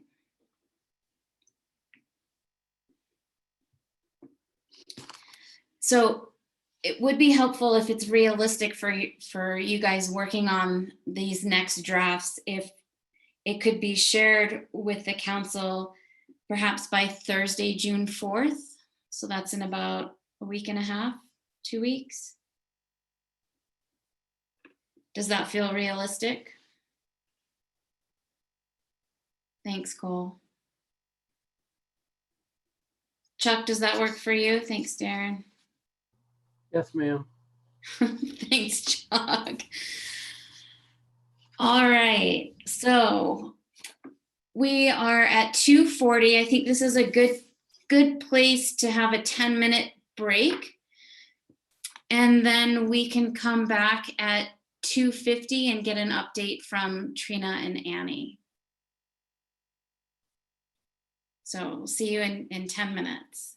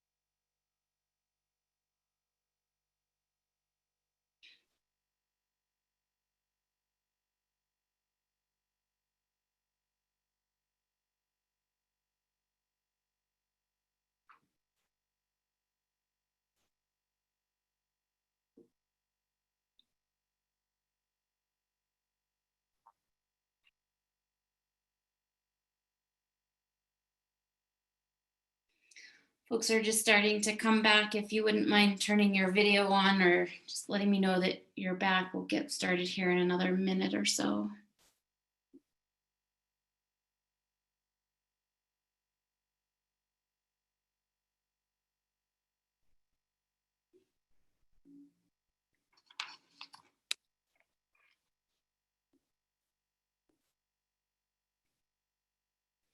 Well, thanks everyone for, again, a really good discussion around the vision.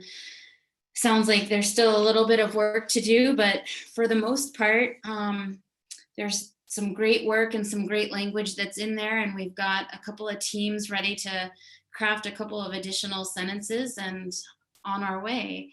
We've also got Martha joining us this afternoon and wanted to give Martha an opportunity to say hello. Thank you, Heather. I have been sneakily listening in all afternoon, and I hope to stay on for the rest of the afternoon, and also plan to be on the June 8 call, or did you? I missed the very beginning. Have you had the discussion of in-person versus That's Zoom? coming this afternoon. We'll have that discussion. Okay, so but I plan to be there for that meeting regardless of how it plays out. So look forward to that. I do just want to thank you for the hard work that you're doing in between meetings right now, for sure, and then the hard thinking and communicating even this afternoon. It may feel painful, I get it, but as you're wordsmithing and going through what you're really trying to put out there in the vision statement, it does sound like you are sorting through what you really do agree on and where you may not agree. And that's great. I think it's really worth teasing out those details and knowing that there are places where you agree, and it's okay that you don't agree on everything. So it's been really helpful for me to hear you hash through that this afternoon, and just want to say, keep it up.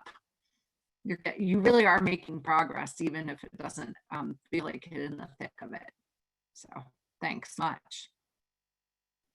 Thanks, Martha. Thanks for joining us and for sharing your thoughts around this. And I wholeheartedly agree. I think that you guys are doing an amazing job at what you set out back in October to do, which was to really hear each other and understand each other, and really wanting to clarify what it is that you want seen in this document, where it is that you are in terms of what you feel really strongly about, both in terms of your values in getting communicated and the recommendations that are coming forward, but also in wanting to know how that's being received to other people and if that intention is being communicated. And so I think that this discussion has been really fruitful in being able to clarify whether or not it's that your intention is not getting clearly articulated in the words that you're choosing, or whether or not there's still some disagreement that needs to be further articulated and figured out how to be conveyed in this report. So I really appreciate the time that you're taking and the thoughtfulness, and I know that it can feel tedious at times, and from those of us that are sort of more stepping outside and observing and listening as opposed to deep in the conversation, we absolutely can see the progress that's being made. So I echo your words, Martha, so thanks for that. So in moving forward, Annie and Trina took the task on of working to reconsolidate the 4 working group documents into one document, and that link was shared around. And we have not shared this yet on the public website, and we'll get that up hopefully later this week. Trina, Annie, do you want to share sort of what that process was like for the two of you and where you're at? Yep. I'll start with that. Pull it up on my computer so I can know what I'm talking about. So the first thing that we did was, after our last get together, Heather and I, oh shit, where'd it go? There we go, excuse me. Heather and I consolidated group 3's document down. We took out all of our strike throughs and made it from 18 pages to 11. or so. And so we just made that readable. The next thing was Trina took all 4 of the working group documents and took out the preamble and vision from them, and then cut and paste all of the recommendations under the original, I think, 7 headers from our skeletal framework into one document. And what that did, it gave the ideas anonymity. And so we didn't know who it came from, group 1, 2, 3, or 4. So there was no bias on who created the idea. And so that was nice because I had forgot. All ideas just kind of were together under their headings. Then Trina and I met in person and Kristen came, so we got to see the babies. So that was great. I had a paper copy of all of our pages here, and we had our red pen and highlighters. Trina had the computer version open, and then on my computer, we had the preamble and vision up and available. And that was the vision that we had worked on as a group at our last meeting, not the current one that the writing group 1 worked on. Then Trina and I went through all those ideas in order, starting with grizzly bear distribution, moving down to connectivity, moving bears,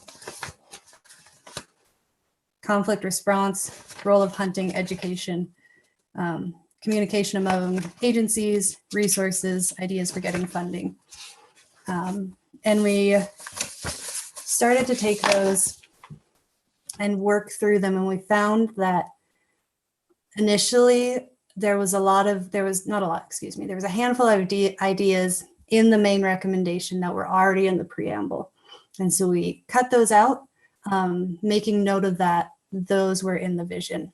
In the document that Heather recently sent you, you can find that it'll be highlighted in yellow with a strike through. And then Trina commented saying, this is in the vision or this should be in the vision. We then consolidated and removed repeat ideas. And we were really mindful and had discussion about each one of these as we consolidated to be mindful of the wording. And so we kept the wording and the ideas from both ideas coming together, but cut out any of the extra words. But we did have a lot of discussion about keeping the intent that whoever created that recommendation wanted. Hunting is where we had the most questions for the council to come back together and to talk about. In the document Heather just sent you, Trina has highlighted and then made comments saying,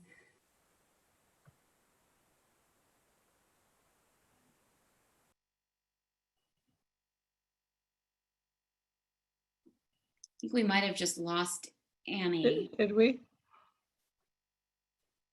Do you she froze. Okay, well, I'll pick up there. Yeah. So we didn't take anything no, she's out. back. Oh, are you back? Sorry, you froze, Annie. Oh, God damn it. Language. This is live. How much did I have my notes. How much did I miss? We lost you at Trina had highlighted the things under hunting. Okay, thank you. Trina highlighted things under hunting, and we did not take anything out from hunting because we have discourse there. But she highlighted and made comments. And so if you'd like to, moving forward, please comment with a comment.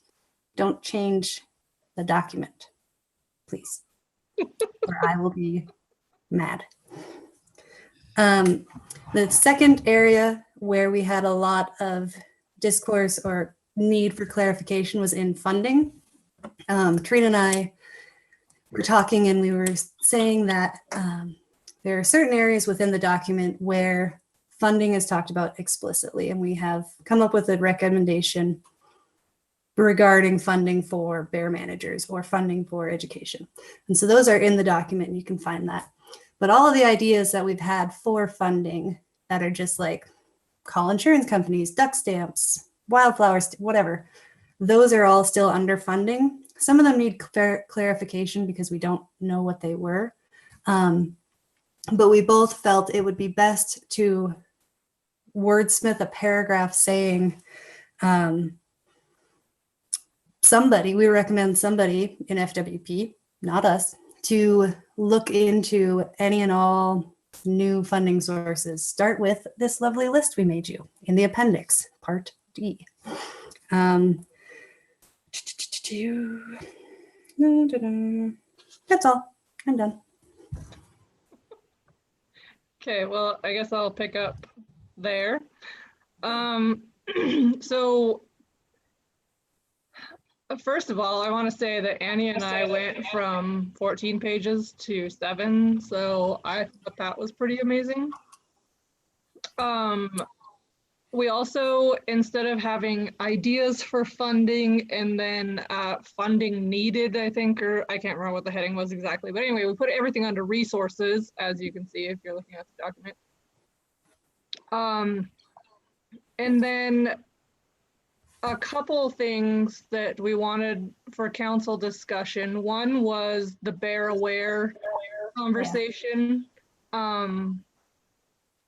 Because there were a lot of different terms, but I think we as a council need to come up with one, like Bear Aware or Bear Smart, or one program, and then name it throughout this document as we go. And then another thing that we did is, I think it was group 2 that had come up with the different areas on the map. And the 3 of us that were working on it and the phone a friend that we called all agreed that we should not do that. And so you'll see in there that we took out anything that had to do with those areas. It's still in there, but we put a strike through it in case we don't all agree on removing those areas. And then what I was talking about earlier, getting things in the vision, it's under Grizzly Bear distribution, A through D. We thought that should be in the vision, and that also kind of addresses what Cole was talking about. And yeah, I think that's it. Thanks, Annie. Thanks, Trina. Trina, just for that piece, if you wouldn't mind just sending that content area over to Cole, Darren, and Caroline, since they'll be working on articulating language for that, so that they have it. Sure. That would be great, since you've already flagged it. So what we want to do in this discussion, so I see the chat box. I just changed the settings from view to comments so folks can comment. What I heard Trina and Annie saying right now was that they didn't want anyone editing. So I didn't allow for editing access at this point. What we want to do is have a conversation around what next steps folks want to take with this consolidated document. So both in terms of, is there anything, well, first, are there questions from council members to Annie and Trina? So that would be first. Second is, what next steps, if any, do individual council members or groups of council members want to take between now and the June 8th meeting? And third, and we don't have to do this all at once, but just sort of so that you've got a sense of where I'm headed, is what other areas do we want to make sure need further discussion to include on the agenda for June 8th and 9th? In addition, I would like for you guys to know that this consolidated document does not incorporate the notes from the World Cafe session. I think Dylan sent his to you, Trina and Annie. I don't know if you incorporated those. Did you guys? We did do Dylan's because he's the only one that sent us notes. Okay, yeah. So his is taken care of. Awesome. So if you guys are willing, I can send you my notes, Sean notes, and Vivica's notes as well. We didn't want to bombard you with more information than what you already had to work with. So go for it. So we're ready now. What's that? We're ready now. Awesome. You had a lot to work with. So thank you for taking so much time and thought into consolidating all of those documents. So to go back to the first question, do council members have any questions around process that Annie and Trina took to consolidate? Are there any questions, concerns, things that want to be shared now? Aaron. Sorry, can we just clarify the highlighted? Each highlighted piece has a comment with it that helps us understand what you want us to do there, correct? Right. Okay, perfect. Thank you. A lot of them were things that we didn't understand the idea behind, or like make the Kalispell Airport Bear Spray program a statewide effort. How could we rewrite that, or do we want to? Or there were some things, like some of them I just put what, because I didn't know what it was talking about. So we didn't want to take any of that stuff out. But yeah, if whomever wrote it could just write in the comments or reply to the comment and explain what it was you were thinking, then that'll help us as we go. A lot of it is under resources and hunting. Thanks, Trina. Any other questions? Michelle.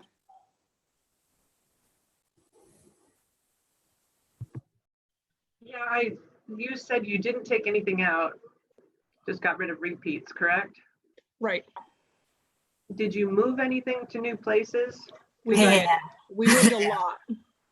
Thank Okay, you. so if it's in one place and I don't see it, it might be somewhere else. So I just need Correct. to search that. Okay, thank you. Or some things, if they were similar, we combined them into one.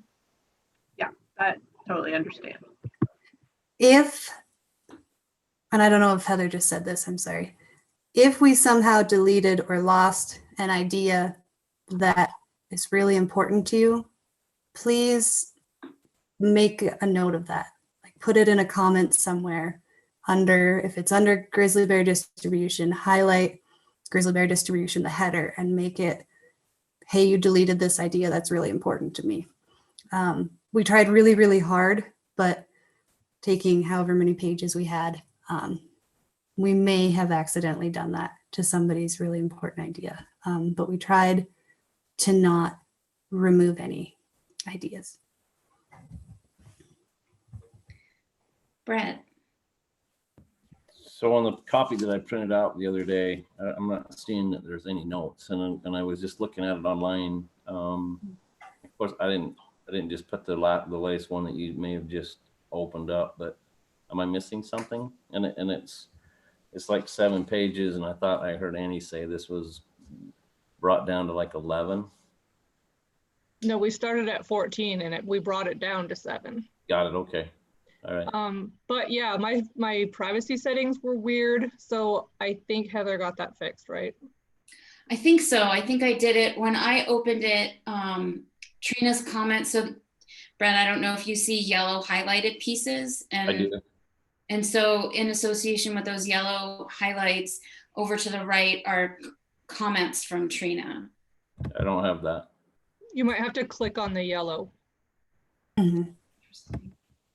I'm still not seeing anything. And you're in Google Docs? You didn't download it?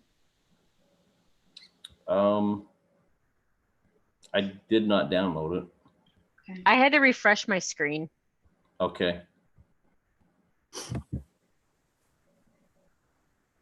So we can troubleshoot that, Brett, or I can even download it and send it out as a Word document. I think that'll capture the comments as well. So I can try and do that after this meeting and set it around if folks are having a hard time. After refreshing it, now I see the notes. Thanks. Thanks. Awesome. Great. And Aaron, is your hand up or is that from before? Before, sorry. Okay, thanks. So Trina and Annie, based on your experience in going through this, what I've heard you ask for is for folks to continue to take a look at this. And I know that folks haven't had that much time. I think I sent it out yesterday morning. So to take a look and make sure that nothing was lost. I think Annie, you said that really well, that wasn't intentional, but that really just trying to go through it all. There might have been something that got lost. So for folks to go back through it, read through it, make sure that your ideas are continue to be reflected here. To also make comments in response to Trina's comments, and Annie's voice is reflected in Trina's voice as well. I'm assuming, given that you guys did this together, to help clarify some of the questions that they had. So that might be one next step, to just sort of help further clarify and articulate this document. Do you guys have suggestions in terms of moving this document forward? I think at this point, once people explain what their recommendations were that we had questions on, and we can get those rewritten or whatever, then it's just gonna take the whole council to have those discussions about the areas, whatever we don't agree on. And then I think we're just gonna have to go through it maybe section by section as a council at our next meeting, and yay or nay, and move on. And hopefully we can, I assume that once we get it rewritten, and once we get that World Cafe session in there, that we won't be adding anything else, and then we could really get to work on finalizing. Michelle. I wonder if as we go through the document as individuals, I'm just trying to get ahead of the game here, but if we go through the document as individuals and we make our comments and answer your questions, Trina and Annie, should we flag recommendations that we feel we couldn't get behind, so that we have a list of sticklers that we need to discuss as a council? Because we might find that half of the document we all agree on. Mm-hmm.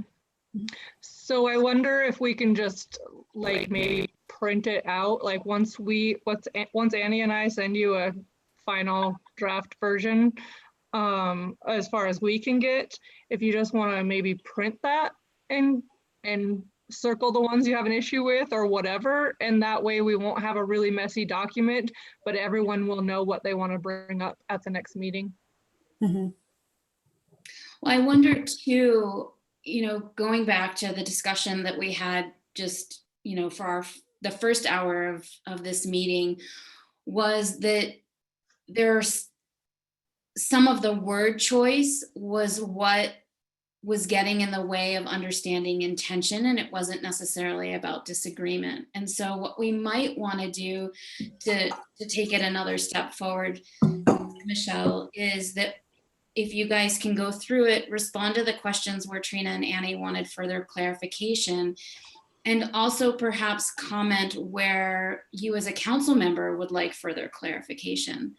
That might be helpful too, if as you're reading it, maybe some of the intention got lost or there's not clarity behind a statement. That might be a helpful next step.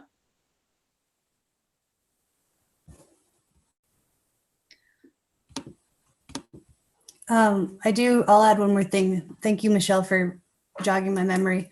We did move recommendations as we went through the document if we felt they fit better under distribution or moving bears. We also relabeled some of those headers to be more broad. I think we changed, there was one area that was really kind of confusing, and it was within conflict prevention. And I think within conflict prevention, we really tried to reorganize that. Another thing we worked on, and I recommend reading the document from beginning to end and not jumping around, is we tried to build off of recommendations. And so we tried to talk about education and then conflict prevention and then moving on from there. And so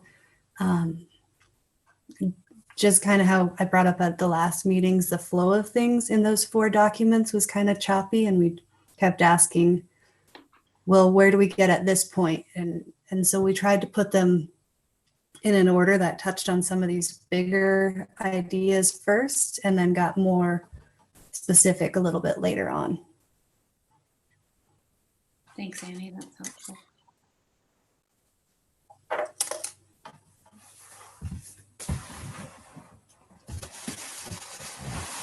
Any other questions or thoughts in terms of some next steps in moving this document forward?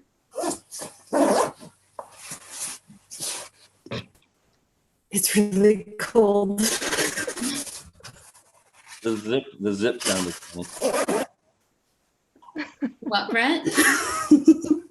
I said the zip sounded really funny. Yeah. Michelle. Sorry. Oh, nice. I want to clarify what I had to say. I guess my feeling was, I think there's a lot in that document that we all agree on, and there might be some wordsmithing. My fear is that if all of us go through it piece by piece, we might end up spending a lot of time wordsmithing versus having the discussions on the ones that it's a real stickler. And so rather than saying I can't get behind it, further discussion or something like that, flag for further discussion, because I guess I want to streamline the process a little bit, because I'm afraid if we get into going one at a time, it'll be a wordsmithing exercise versus here, let's talk about these ones that everybody agrees that, or someone in the group agrees we need further discussion on, and have those discussions. And then have kind of, and maybe go back and forth. Oh, let's do the easy ones now. And like try to pull those out. My concern is that we tend to, want to grab this one word in there and this other word in there. And if we could somehow separate out the ones that, we really do need some further discussion and have those ready to go. So we kind of focus there to try to reword or make it work for everyone. And then the ones that kind of everybody says, yeah, that's fine with me. I like this. We don't have to spend a lot of time wordsmithing. Then writing teams and Trina and Annie can kind of come up with a way to word it, and then wordsmith. I don't know. I'm just trying to speed it up. I'm afraid we're going to get bogged down. Yeah, no, I appreciate that, Michelle, and certainly apologize if it sounded like I was dismissing that idea, certainly not wanting to dismiss it. And you're absolutely right. We do want to flag the areas where there is more discussion that's needed, to identify those areas where there are sticklers so that we can address those in the June meeting. And like we talked about back in October and in many of our subsequent meetings, is that if there are areas where there's just clearly not going to reach consensus, how do you want to articulate the intention behind each of those recommendations in terms of as a group? And so how does your process get reflected, and how do these other viewpoints get articulated in this draft, in these recommendations? So we'll certainly need to do that. It does look like when I looked at the document yesterday that Trina did flag the areas needed for further discussion, which is consistent with where we left off in the May 11th through 13th meeting. Certainly, if you guys go through that, if it's already, I guess we should talk about how you want to do that. There are some areas where Sean and I are fairly clear in terms of areas for needed discussion, such as hunting and where bears should be. I think we made a lot of progress in the World Cafe sessions, but there's still some discussion that needs to be had. So certainly any help between now and then in terms of flagging these and what that discussion might look like and how we can progress those discussions would be really helpful to both Sean and I. Robin.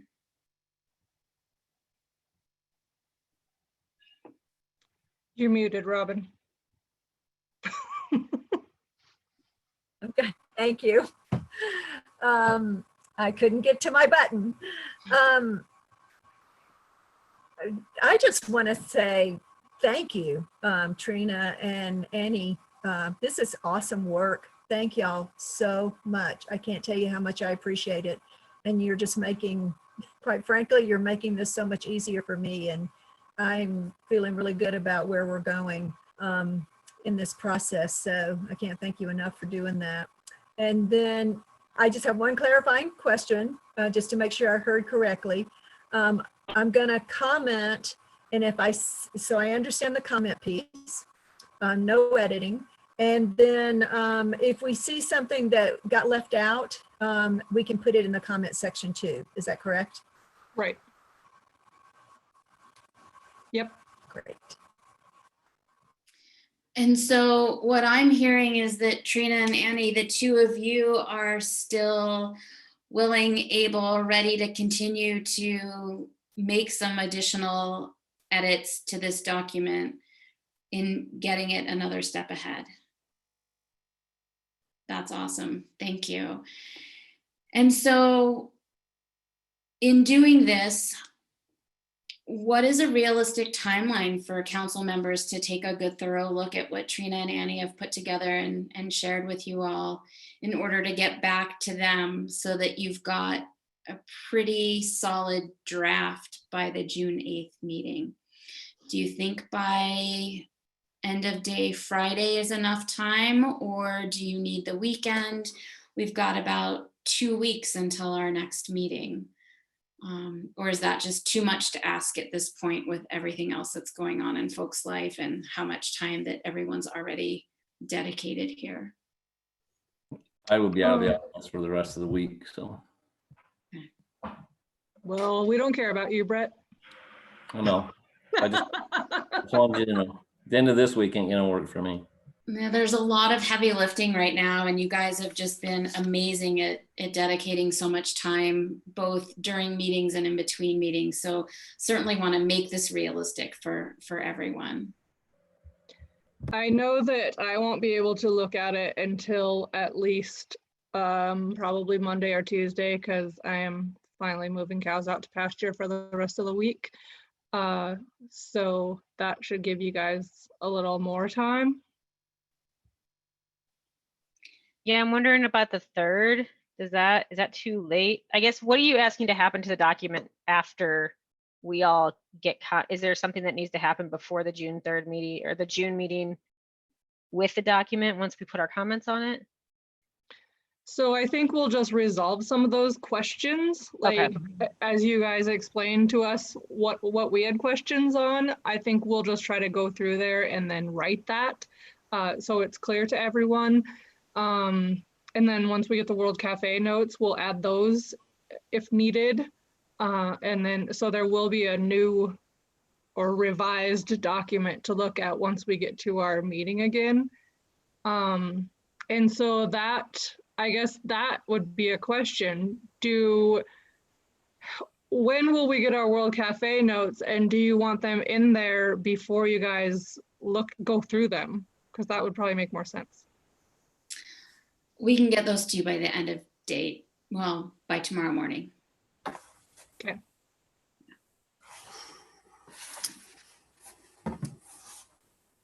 So maybe we'll have you guys insert those notes, and then if council members by Wednesday, June 3rd could make any comments in terms of helping to clarify the comments that are in the right, and also if there was anything that was left out that folks want in. And given that everyone's going to be reading through this in a lot of detail over this next week, I wonder, Trina and Annie, if you guys, anything that's newly edited, you can put in another color, just so that when people go through it again before the meeting, they'll get to see what's new to that. Yeah, we can do that. Okay. That's great. All right. Speaking of our next meeting. What's that? Speaking of our next meeting. I know. Well, Robin, is your hand up from earlier? Or? I think it is. Yeah. Okay. Awesome. Well, Charlie, I can turn this over to you. Do you want to talk about the poll results and kind of where we are in terms of the June 8th, 9th meeting?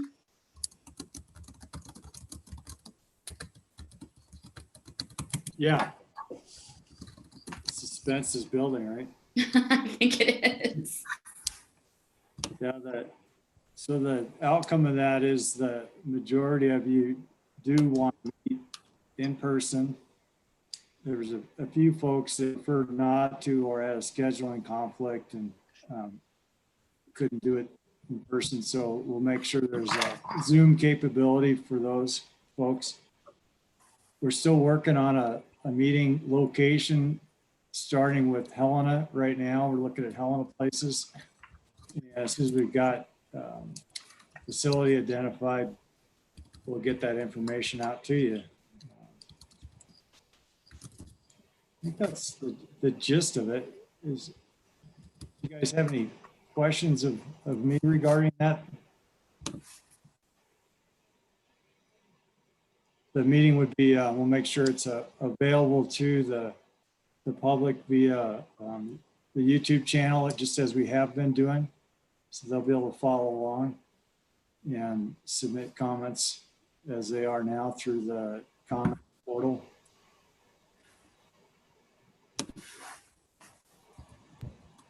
Are you anticipating trying to host the public at that event, wherever that might be? No, I think that was in the body of that note that I sent around, Brett, just because of the unpredictability of how many people could really show up at one of these. And our commitment to you guys as we asked that question of you about whether you want to meet in person or not.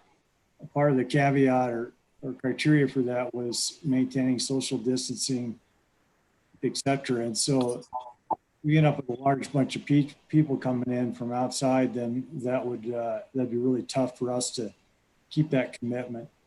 Then the business of location as well was in there, and then just a conclusion that if we're going to go up to Shoto, which we had originally talked about for this meeting, it'd be better to go up there when we can accommodate an in-person public so that they actually can come in and visit with you guys. It'd be a little bit unfair to have a public meeting up in Shoto, have a council meeting up in Shoto, but not have an opportunity for those folks to come in and visit with you.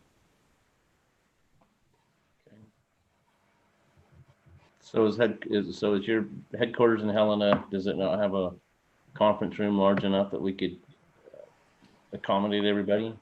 No, we'll have to look at some of the larger facilities around Helena. We don't have one yet, but we're looking into them right now.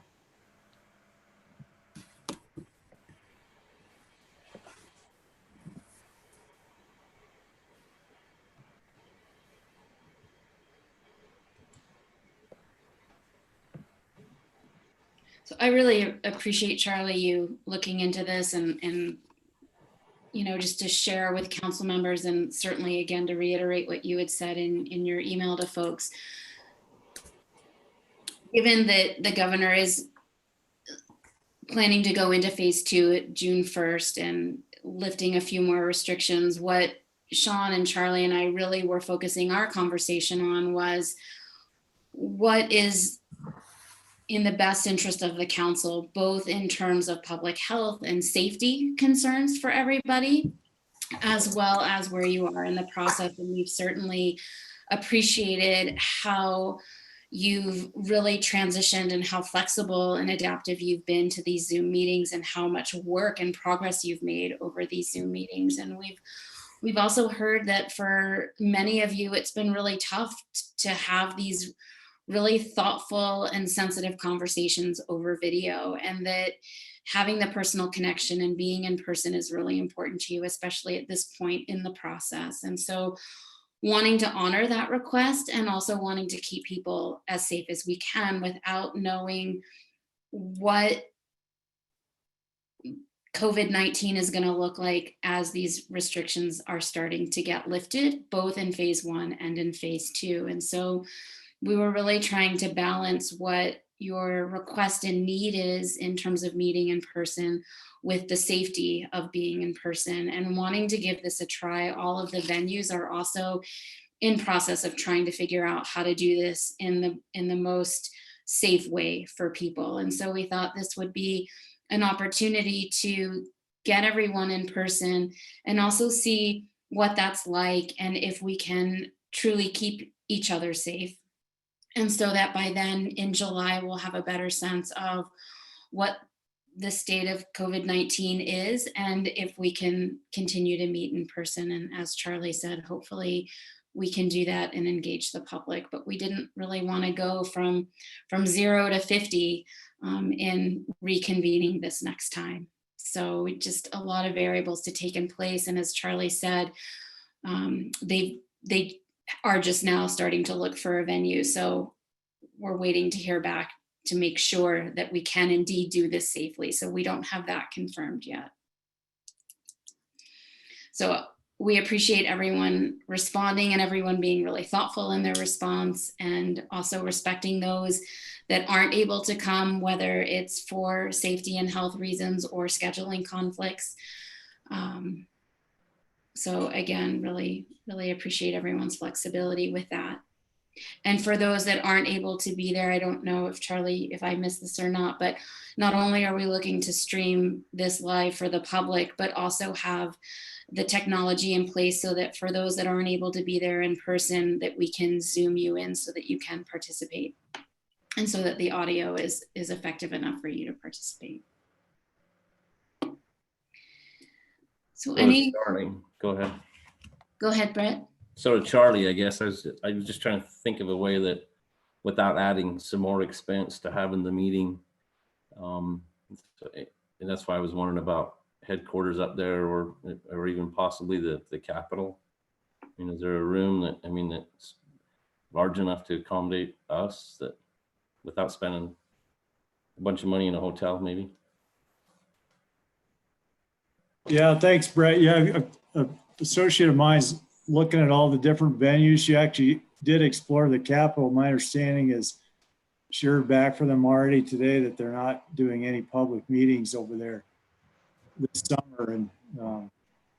And so, I mean, the trickiest part of this is that having enough space to make sure everybody's able to spread out, accommodate the audio needs so that everybody can hear each other.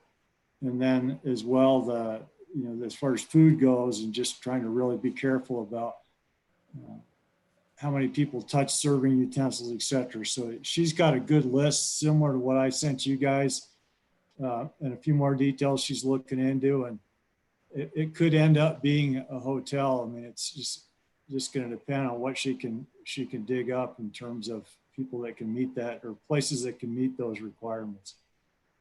But yeah, certainly the taking into account the cost part of that as well. We may have some sack lunches, for example. Understandable. Because all that's it can, I mean, I don't mind. I want to meet in person. I want to get this. I definitely want to be able to meet and talk to people, but all that other stuff comes into play as well. So thanks. I'm glad you're looking after our safety as well. So sorry I asked a bunch of questions. No, that's quite fine, Brett. Appreciate it. And any others?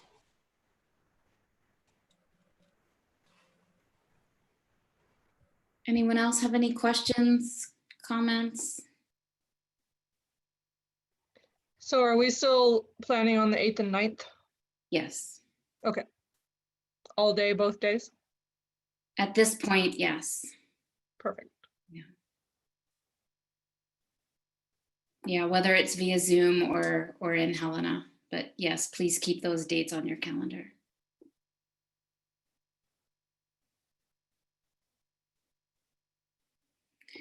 Well, thanks, Charlie. We really appreciate you looking into that, and thanks to everyone for your responsiveness to that email. In wrapping up, just so that we're clear, there are a lot of little next steps that are little but really big in terms of moving this process forward. Just sort of want to go back over that in case I missed anything or anyone else missed anything. We've got Cole, Darren, and Caroline working on articulating a line in the vision that talks about the recognition of limits around grizzly bears. We've got Chuck looking into whether or not he wants any sort of different intention around facilitating connectivity in the vision statement, or whether or not that will be encapsulated in the recommendations. And certainly since Annie and Trina have put this next draft together, Chuck, that might be a good place to start to see whether or not you might feel that something could be incorporated there or in the vision. Everyone's going to take a look at what the work that Trina and Annie did and put their comments in by Wednesday, June 3rd.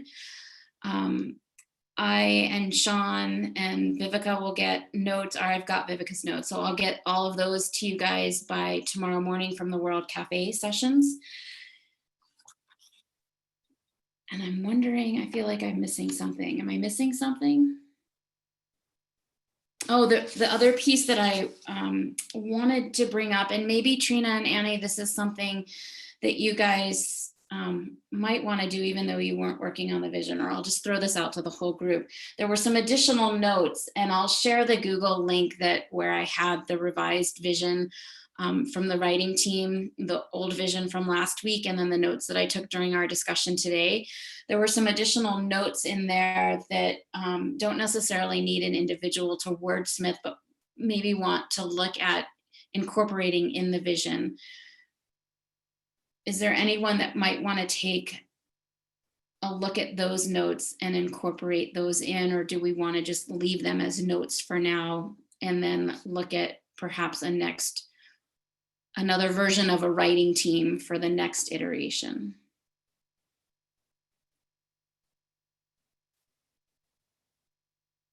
Because there's still going to be some wordsmithing, I think, around all of this. Michelle. Sorry.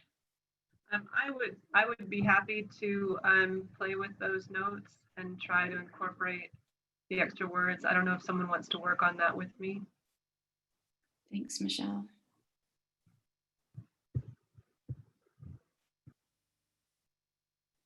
So we've got a couple of pieces here. We've got the vision, which has certainly come a long way, still needs a little bit of wordsmithing.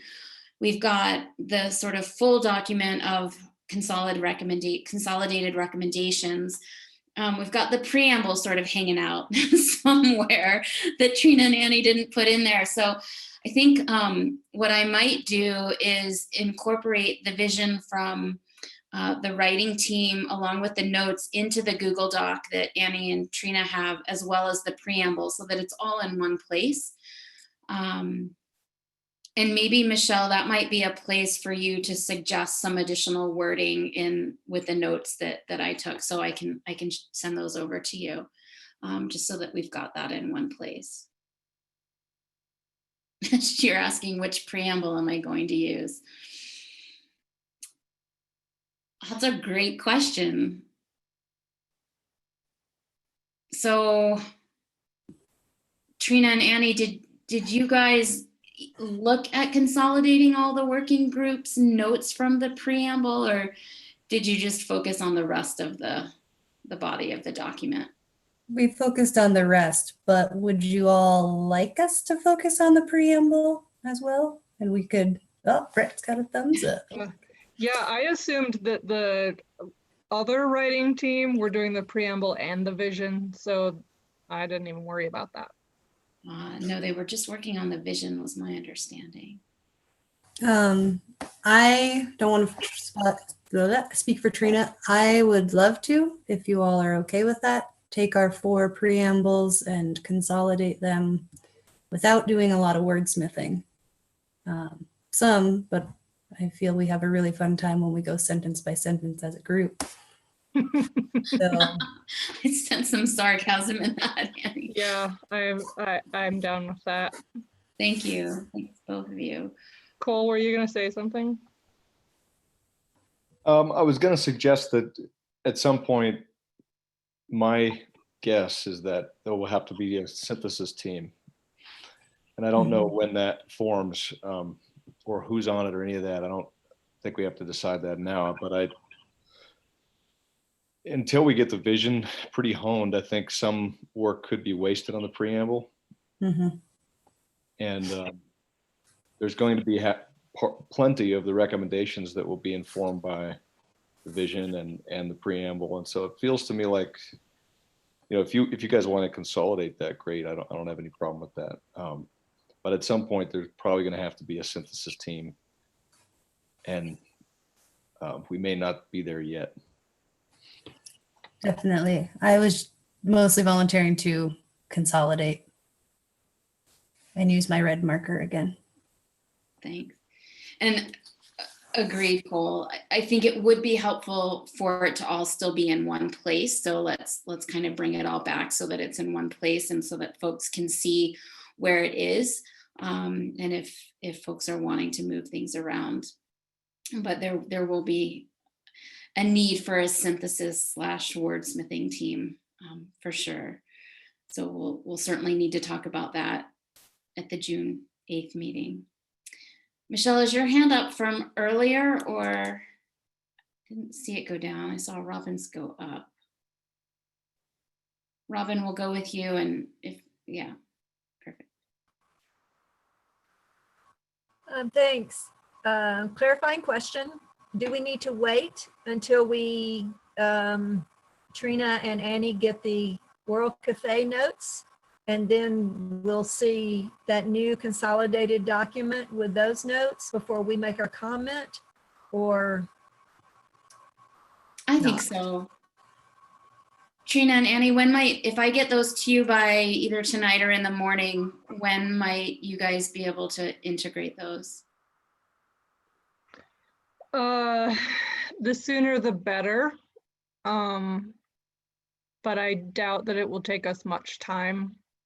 A lot of the stuff, like from Dylan's notes, was already in there. It was just a conversation about the same stuff. So it really shouldn't take too long. No, we could do that over Zoom. I am very open with my schedule still. So whenever you're not moving cows, that's when we can do it. So sooner than later, Robin. I think that was Robin. Thanks.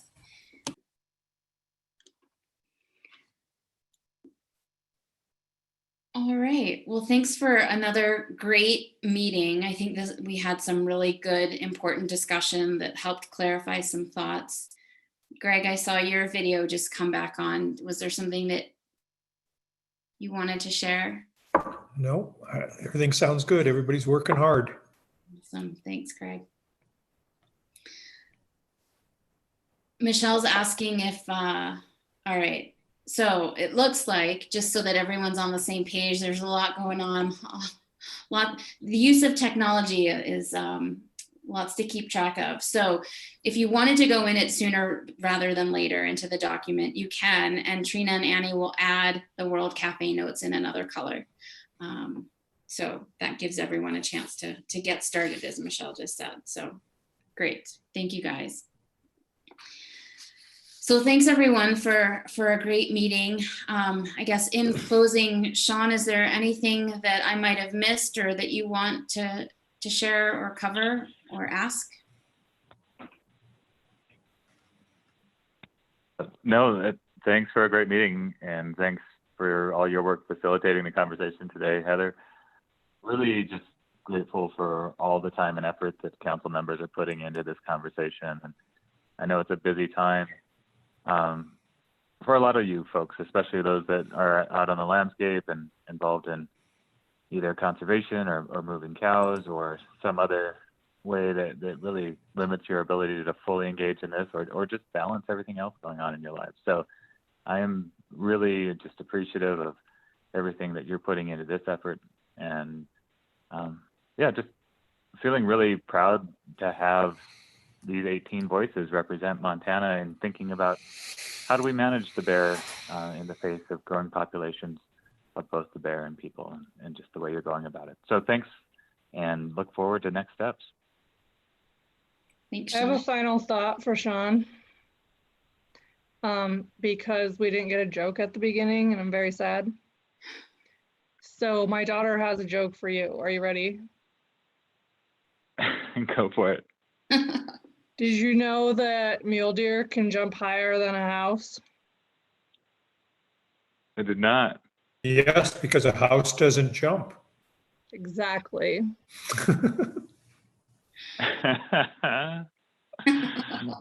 Good stuff. Final words. I love it. Appendix D, a list of bad jokes from the Grizzly Bear Advisory Council. Yes. Well, Lawrence was on to one earlier at the beginning of the meeting. I know. Michelle, I see your hand up. Did you have some final thoughts or?